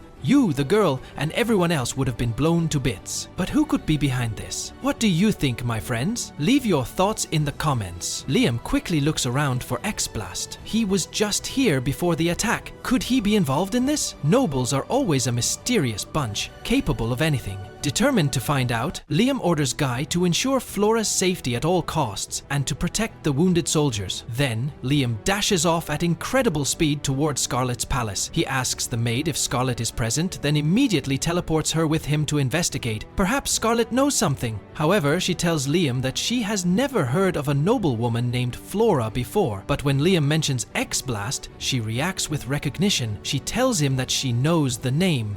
He is the right-hand man of the Emirate.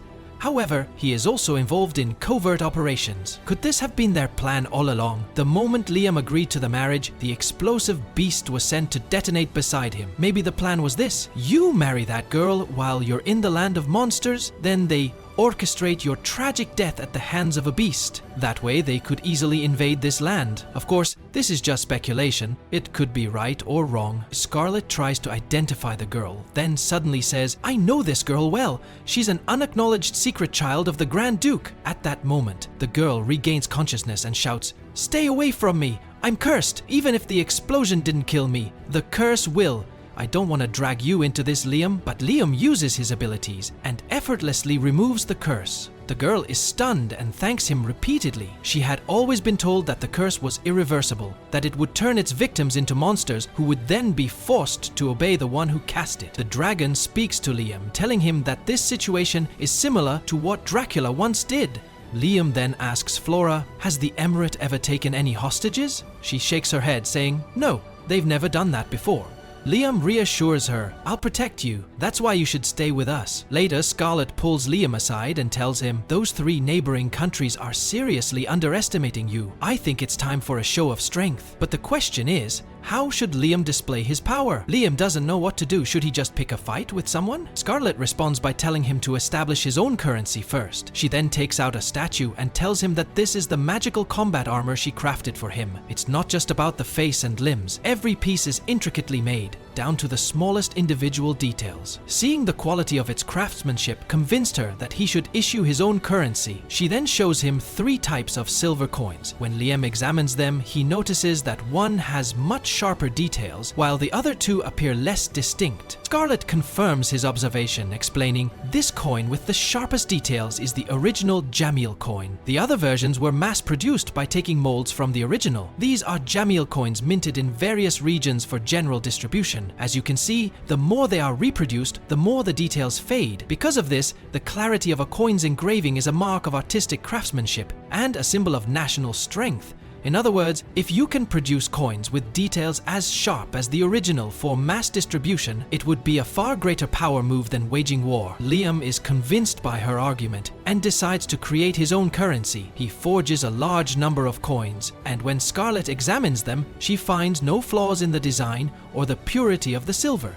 This is an excellent showcase of his skills. Now, they need copper coins, but if they're made from pure copper, their melt value would exceed their monetary worth. Liam asks what people usually do in such cases, and Scarlet explains, "Copper coins are made from bronze, which is a mixture of low-value tin and copper. In Jamil, they use around 65% copper. If we reduce that percentage, the material will be too brittle. This ratio is perfect for balancing detail, clarity, and value." Liam then uses his magic to forge silver-colored coins. Scarlet immediately notices something unusual. He used 50% silver. He is the only person in the world capable of doing this. Producing coins with such sharp details at 50% purity is unheard of. Later, Judy and Asuna take the coins to the guild to present them. They tell the expert about Liam's newly established nation and that these are its official coins, soon to be distributed. They ask about the exchange rate, and the expert agrees to evaluate them first. Upon inspecting the coins, he is stunned by their quality. He can't believe what he's seeing.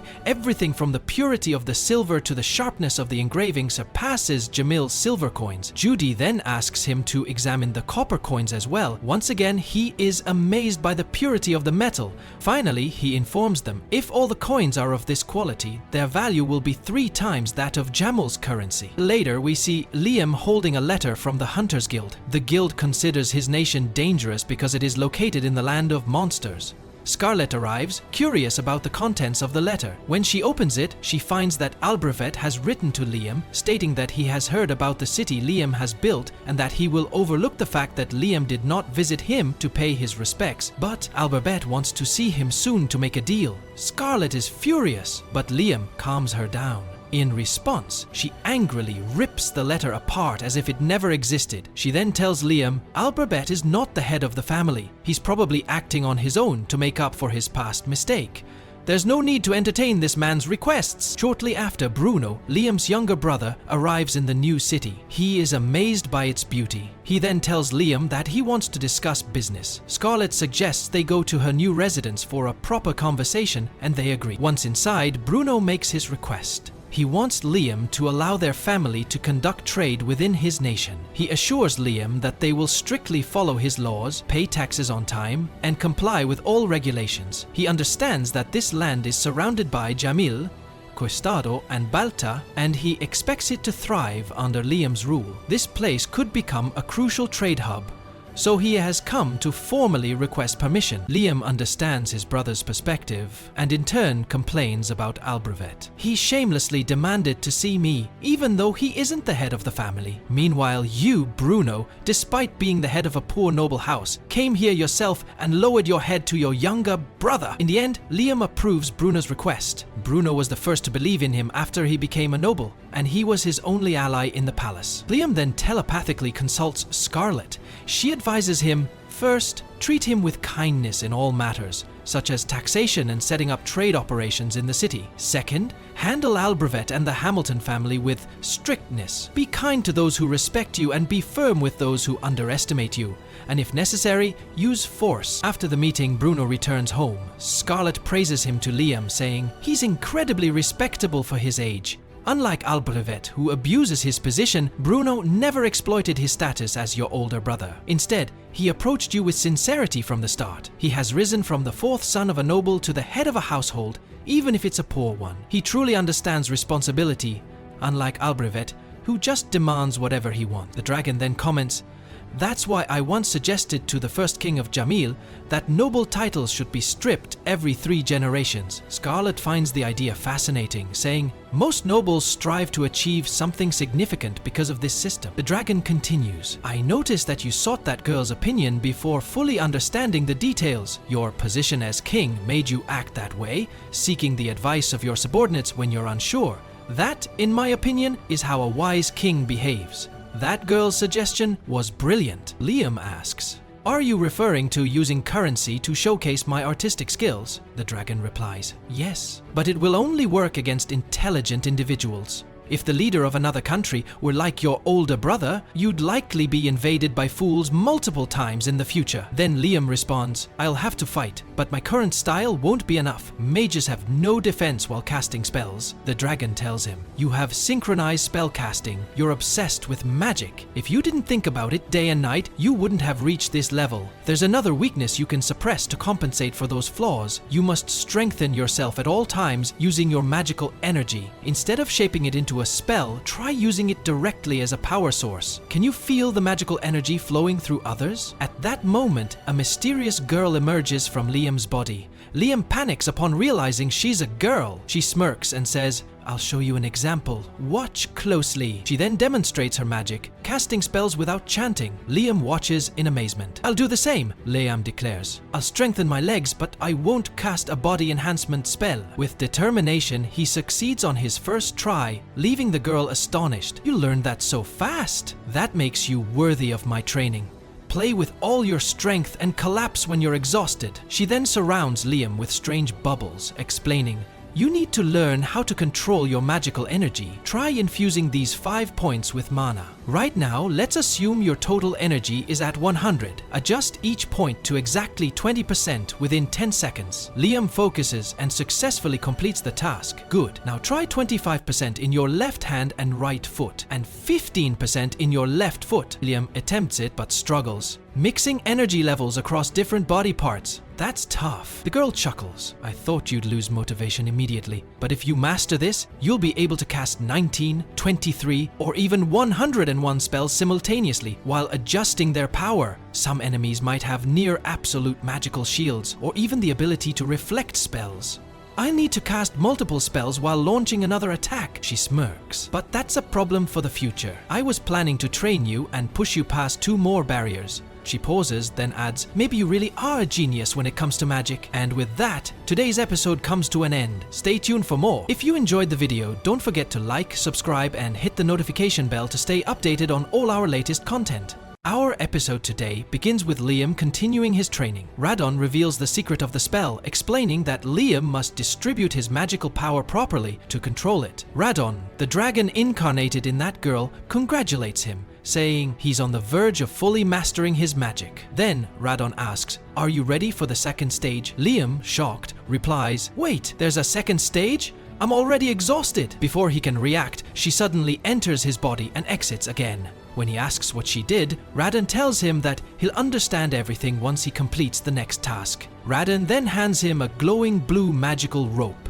an artifact that will help him control his powers. Liam must now focus all his energy on this task, matching the energy he feels through the rope. As he does, he senses Radon's power and realizes that his own magical strength is equal to the dragon's. Shocked, he exclaims, "I thought your power was way beyond mine." Radon replies, "When I entered your body earlier, I left behind some extra magical energy. Now we are completely equal. Well done, you've passed the test. Now, there's one final trial." Radon instructs Liam to unleash as many simultaneous spells as possible. When Liam does, he is amazed by their immense strength. Radon tells him that his power and abilities have increased significantly, proving his success and mastery of spells. Radon then imparts some wisdom. If a person possesses power alone, but cannot control it, that power becomes brute force, capable of destroying everything in its path. However, if one combines strength with flexibility and intelligence, they become balanced and skilled. No one will surpass them because, in the end, mastering one's craft and using wisdom before physical strength is the true path to greatness. Keep this in mind from now on, and you will achieve great things in the future. Liam gets excited about the days ahead. He always craves new challenges. The scene shifts to the city, which has now grown significantly. Liam holds regular meetings with officials of the nation he established. They have nearly completed work in the northern region, so they plan to send more workers to the east. Liam asks if they need anything. Maria responds that they only need salt and water. Liam reassures her, saying,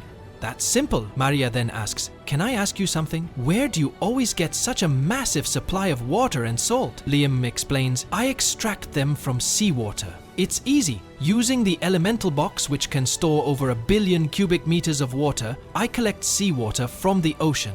Then, I refine the water, extract the salt, and evaporate the liquid to condense it into fresh water."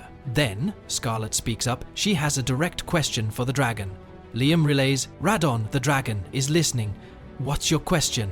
Scarlet asks, "Are there any salt lakes or places where we can extract rock salt in the Promised Land?" Through his voice alone, Radon responds that he believes such a place exists southwest of the city. He explains that wild cows and sheep often gather there, and since these animals are drawn to rock salt, the area likely contains it. However, he promises to pinpoint the exact location once he examines the map and confirms it through exploration. With that, the meeting comes to an end. Scarlet then shares an interesting fact. The area doesn't have any natural water sources because, according to legend, this land was once connected to the ocean. But during the War of the Three Dragons, Radon dropped a massive landmass into what is now the Balta region, creating the current inland landscape. Later, Liam meets with Radon again and brings up something Asuna mentioned earlier. She said it would be nice if we had an ocean, but it's impossible for me to just dig one out. Reshaping terrain on such a large scale would require an immense amount of magical power, and I don't have nearly enough to make that happen. After about a month of hard work, Liam gathers the city's people and some workers to dig a basin where water can collect. When Asuna takes a sip from it, she immediately notices that the water is salty. This means it's seawater, not rainwater,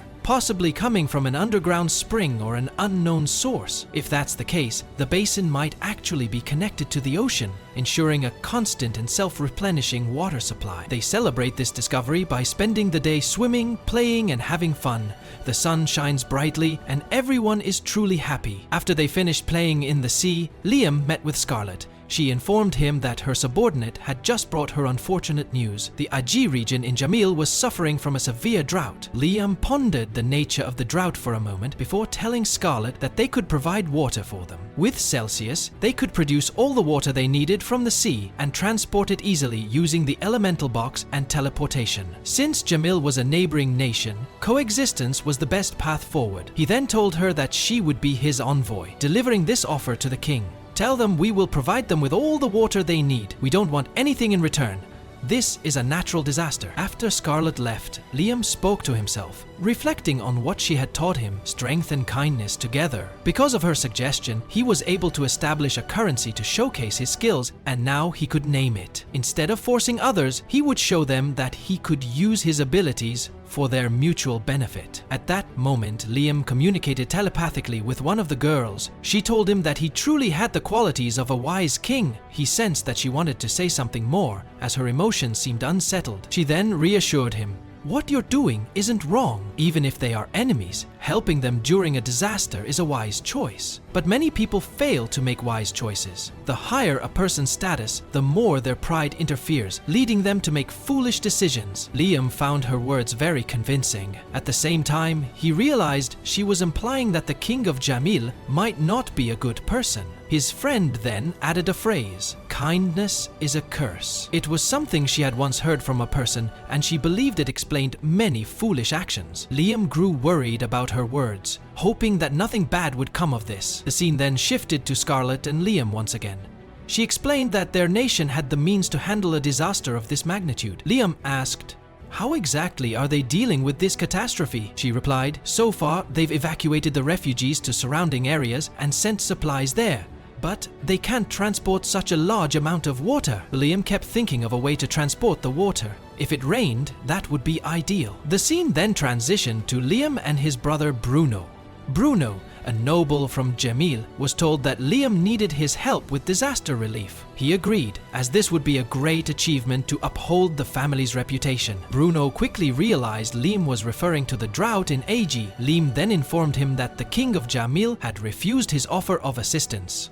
So, I need you to be the one who officially provides the aid and distributes the water, Liam said. Then Liam revealed the elemental box, preparing to use teleportation to reach his destination and supply barrels of water, which his brother would distribute.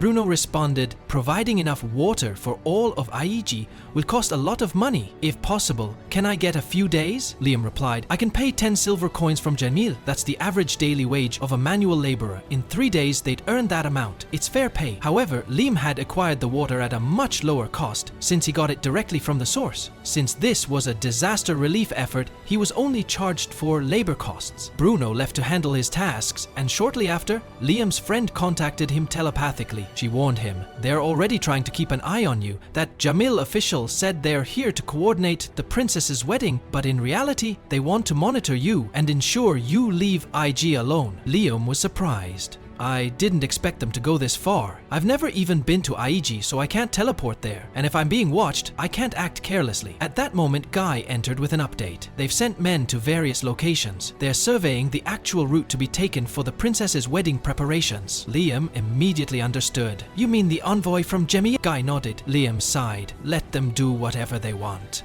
As long as they're not doing anything suspicious, we'll put in minimal effort to keep an eye on them. Guy acknowledged his order and left to carry it out. Liam thought to himself, I can't even use my illusion right now. How can I stay here and secretly send an illusion to IG? He decided to try summoning his illusion. He managed to summon a duplicate of himself, but when he attempted to alter its appearance, nothing changed. He tried again, but still, no luck. His friend advised him, since your magic power is now balanced, you need to use a proper spell. Taking her advice, Liam cast a high-level replica spell from the companion contract. This allowed his illusions to evolve according to his vision. He ended up replicating a girl, Amelia, the singer he admired. Liam instructed her, cast some spells. Amelia successfully performed multiple spells, proving that Liam's illusion could now cast magic under her name. Now, Liam thought, I can transport water to Aiji without anyone discovering the truth. Amelia assured him, you can count on me for anything. With that, Liam sent his illusion in Amelia's form to carry out the disaster relief mission in Aiji.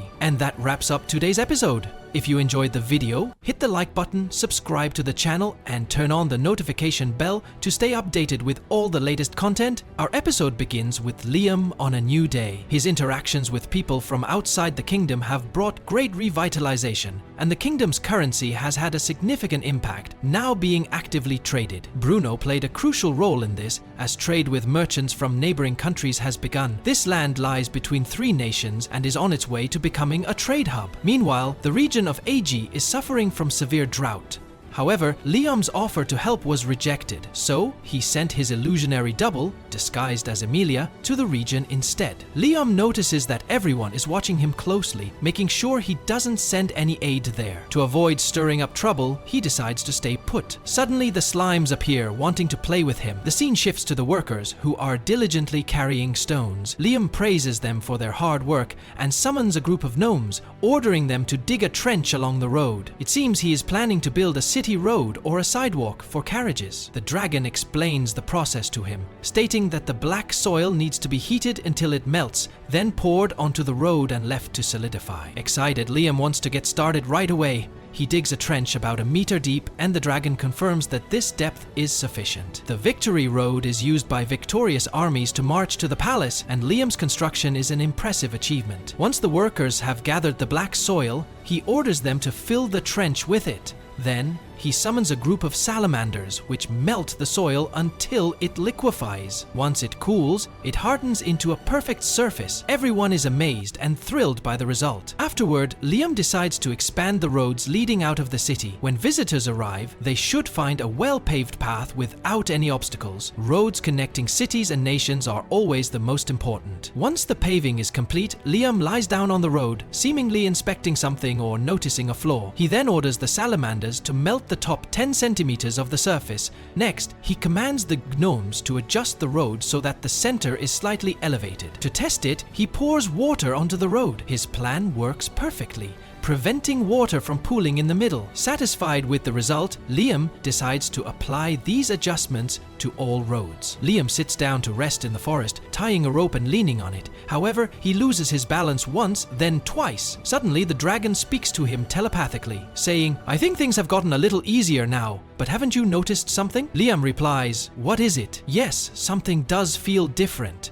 I can sense subtle differences in supernatural abilities that I couldn't detect before." He then uses a full scan of the area and discovers that all 3 neighboring nations have sent spies. Agents from Balta, Quiosta, and Jamil have boldly infiltrated his territory. Realizing that all 3 countries are keeping a close watch on him, Liam deduces that their hostility toward him is much greater than he initially thought. Now, we need to find the best way to assess their military strength. He quickly rushes to his wife and asks her about the military power of Jamil, Balta, and Quiosta, as well as the number of soldiers they can deploy. She informs him that Jamil and Balta can each muster around 20,000 troops, while Quiosta alone could send up to 50,000 soldiers. If they were to unite against them, their forces would total approximately 130,000 warriors, a terrifying number compared to Liam's own, as his entire population, including civilians, barely reaches 10,000. Thinking carefully, Liam realizes he must act with extreme wisdom and caution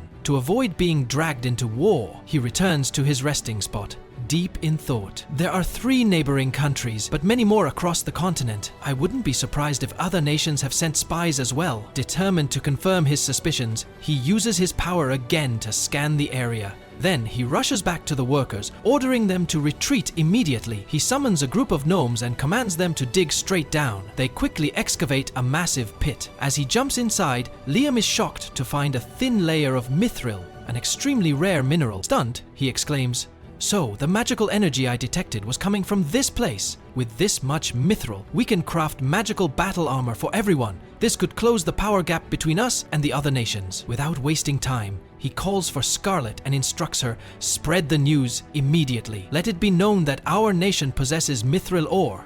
This will serve as a clear deterrent to any potential invaders." With that, Liam halts all road construction for the time being and shifts the workforce to extract the mithril.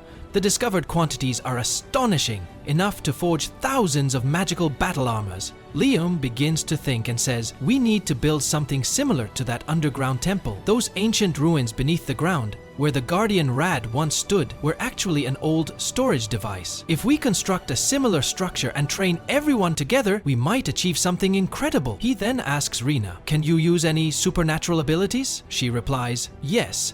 I can use ice magic." Liam and Rina instantly teleport to another location. He commands the salamanders to melt the surface of the road along with the thin mithril layer, while the gnomes must remove the top layer of the road and coat it with a thin layer of mithril. Rina doesn't understand what Liam is trying to do, but he tells her, "I'll explain everything now. Stand over there." She obeys and he asks, "Do you feel anything?" Suddenly, a massive surge of mana and energy flows through her body. She then casts the Ice Needle spell and is shocked to find it working with incredible efficiency. Surprised, she exclaims, "How did this happen? My power has increased drastically." Liam explains, "I used my abilities to turn the mithril in the road into an ancient storage device and placed it beneath the city streets. Instead of constructing a special training structure, now anyone who stands on the roads can learn spells. But this also means we'll have to redo all the roads." Later, he gathers everyone for training. They attack him with fireballs, but he blocks them effortlessly with his superior shield. Then they try ice needles, but he deflects them as well. Even the slimes launch a wind cyclone at him, but Liam withstands it. This is because he placed ancient storage devices beneath all the roads in the city, granting the people an immense energy source. Now,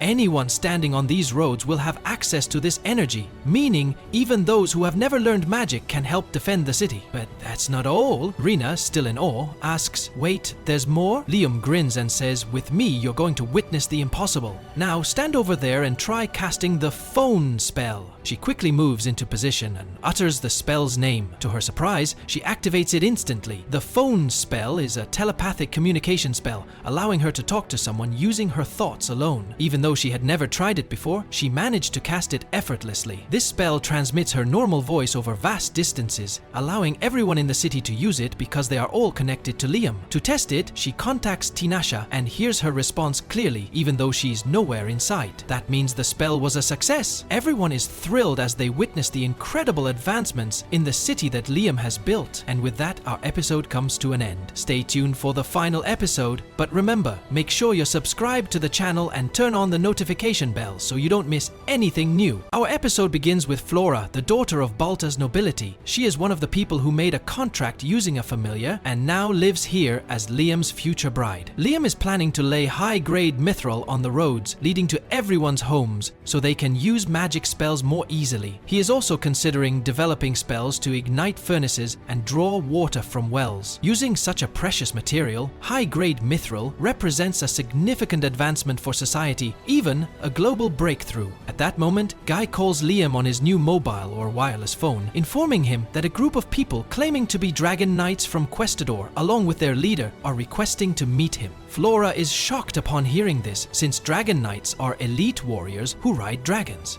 Their dragons are as obedient as dogs and as brave as lions. Liam immediately teleports to their location at high speed. As he approaches the dragons, they start to panic, possibly out of fear. Radon speaks to Liam through telepathy, saying, "To me, they are just tiny lizards. It seems I've triggered their survival instincts. This is a natural response seen in beasts. They fear the strong." Then, a girl steps forward, Sheila, the 19th princess of Questador and the first head of House Ostrom. She boldly challenges Liam to a duel. Surprised, Liam asks why she wants to fight. She scoffs and replies, "That's a stupid question. We must fight to greet and understand each other. That's the only way. Now, fight me! I'll decide if you're worthy of allying with Questador's forces." It seems Sheila has no idea of Liam's true strength. He contemplates, wondering if she actually means forming an alliance. That seems the most logical explanation. Then, Liam explains, the kingdom of Jamil, the principality of Balta, and the kingdom of Questador. I haven't formed any alliances with the 3 neighboring nations. I was supposed to marry Scarlet from Jamil, but we don't know what will happen after what happened to Eiji. When Balta sent Flora, the situation was unclear due to the way things unfolded. And now, out of nowhere, a chance to form an alliance with Questador has appeared. I don't understand this princess, but I don't think she's a bad person. After thinking for a moment, Liam finally agrees to the duel. And so, the battle between them began. Sheila vanished quickly, then Liam created a barrier to defend against physical attacks. However, she was incredibly fast and launched a fiery energy attack at him. He blocked it with his barriers, but then she disappeared for the 3rd time and reappeared wielding an enormous magic sword. This time, Liam couldn't block it with his shield, so he swiftly dodged the attack. She then declared, "It's time for the finishing blow. This will defeat you." However, Liam had already figured out her movements. He pointed directly at her location. "Shocking Sherry," she exclaimed. "How is he doing this?" Liam smirked and said, "Honestly, your speed was beyond my ability to track with my eyes alone. So, to make up for that, I used this fog to detect your movements.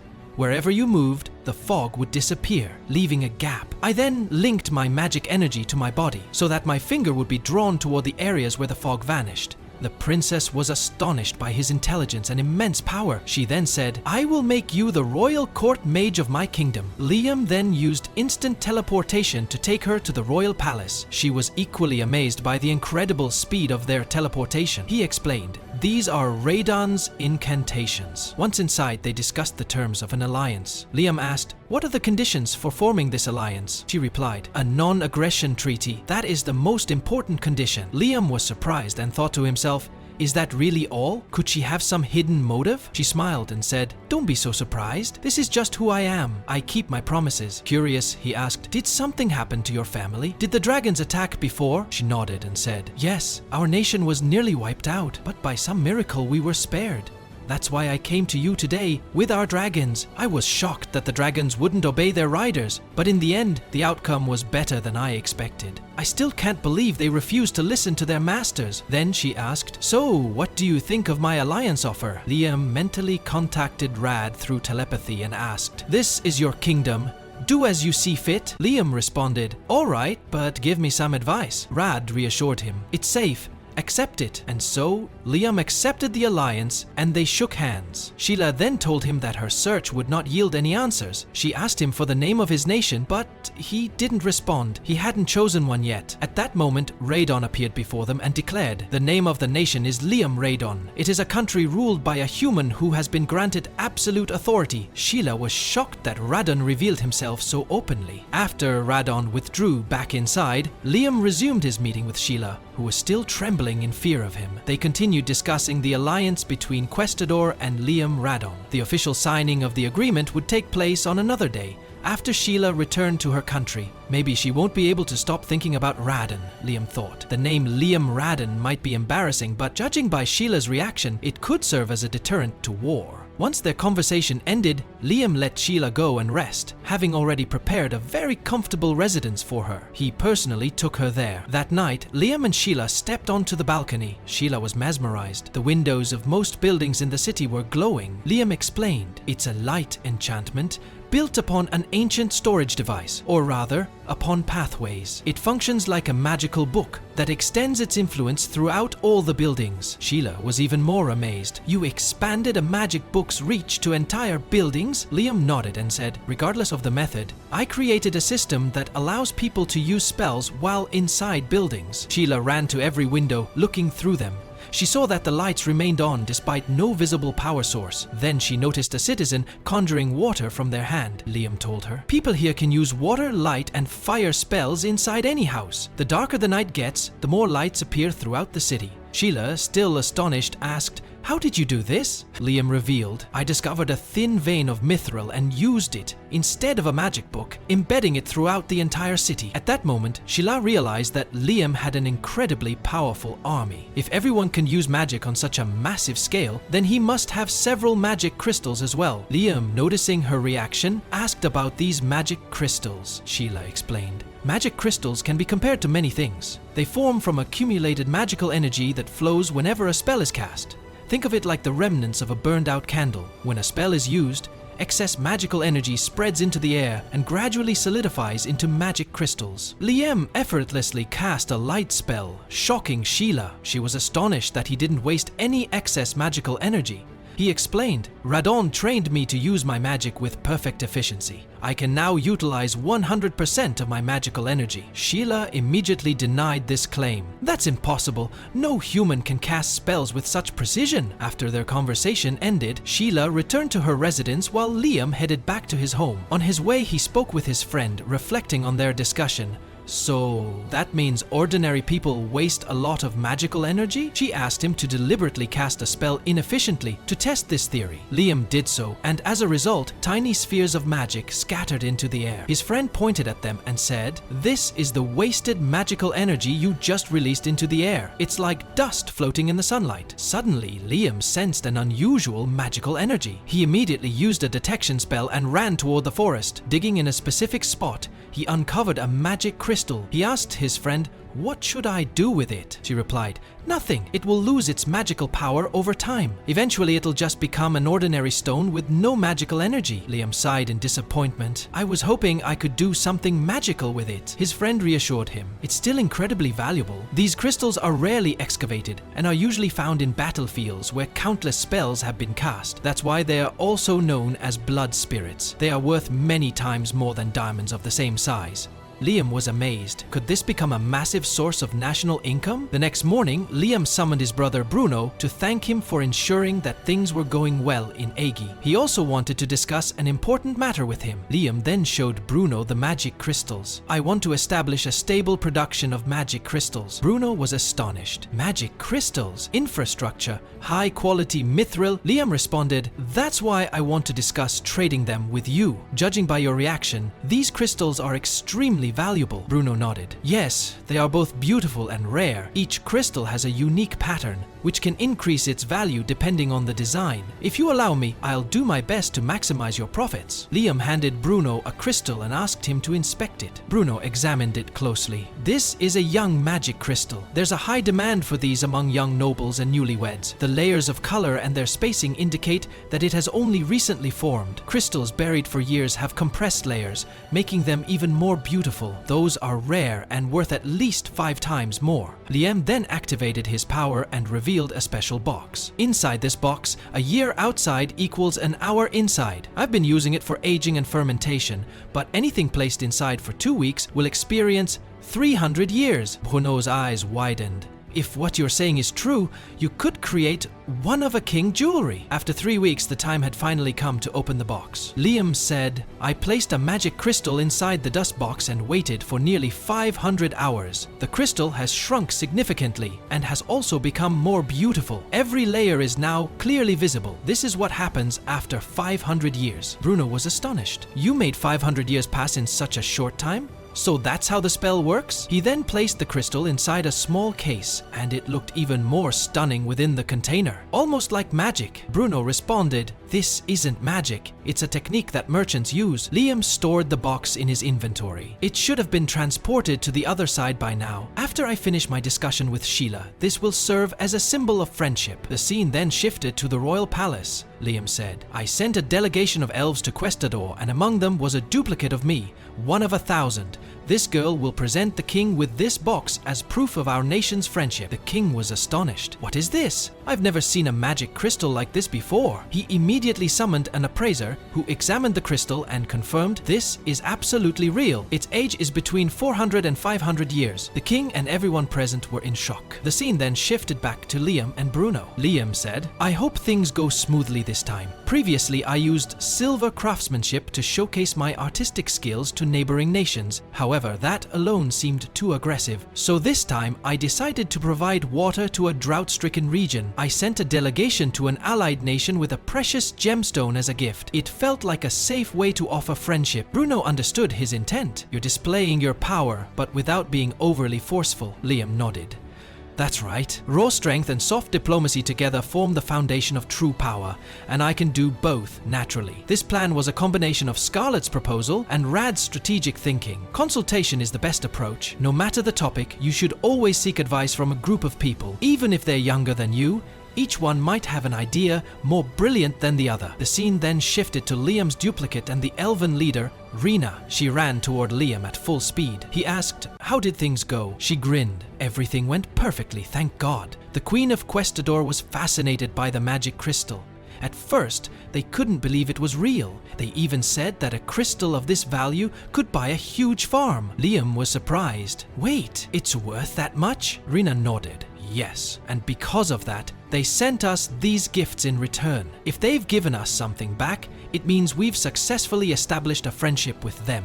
This is a powerful alliance. Lady Sheila will also be visiting later to advise you on your relations with Balta and Jamil. Liam finally relaxed, knowing that he had secured an alliance with another nation. Later, Asuna and Judy came to congratulate him on his success. Meanwhile, Liam's older brother seethed with anger. He despised his younger brother's growing power. The scene then returned to Liam, surrounded by his friends. They were about to have an incredible time together. Perhaps even more than that. The next morning, Liam trained with Rad, using his full power. And with that, our episode comes to an end. Stay tuned for the next part. But remember, you have to subscribe to the channel and turn on notifications to catch all the latest updates.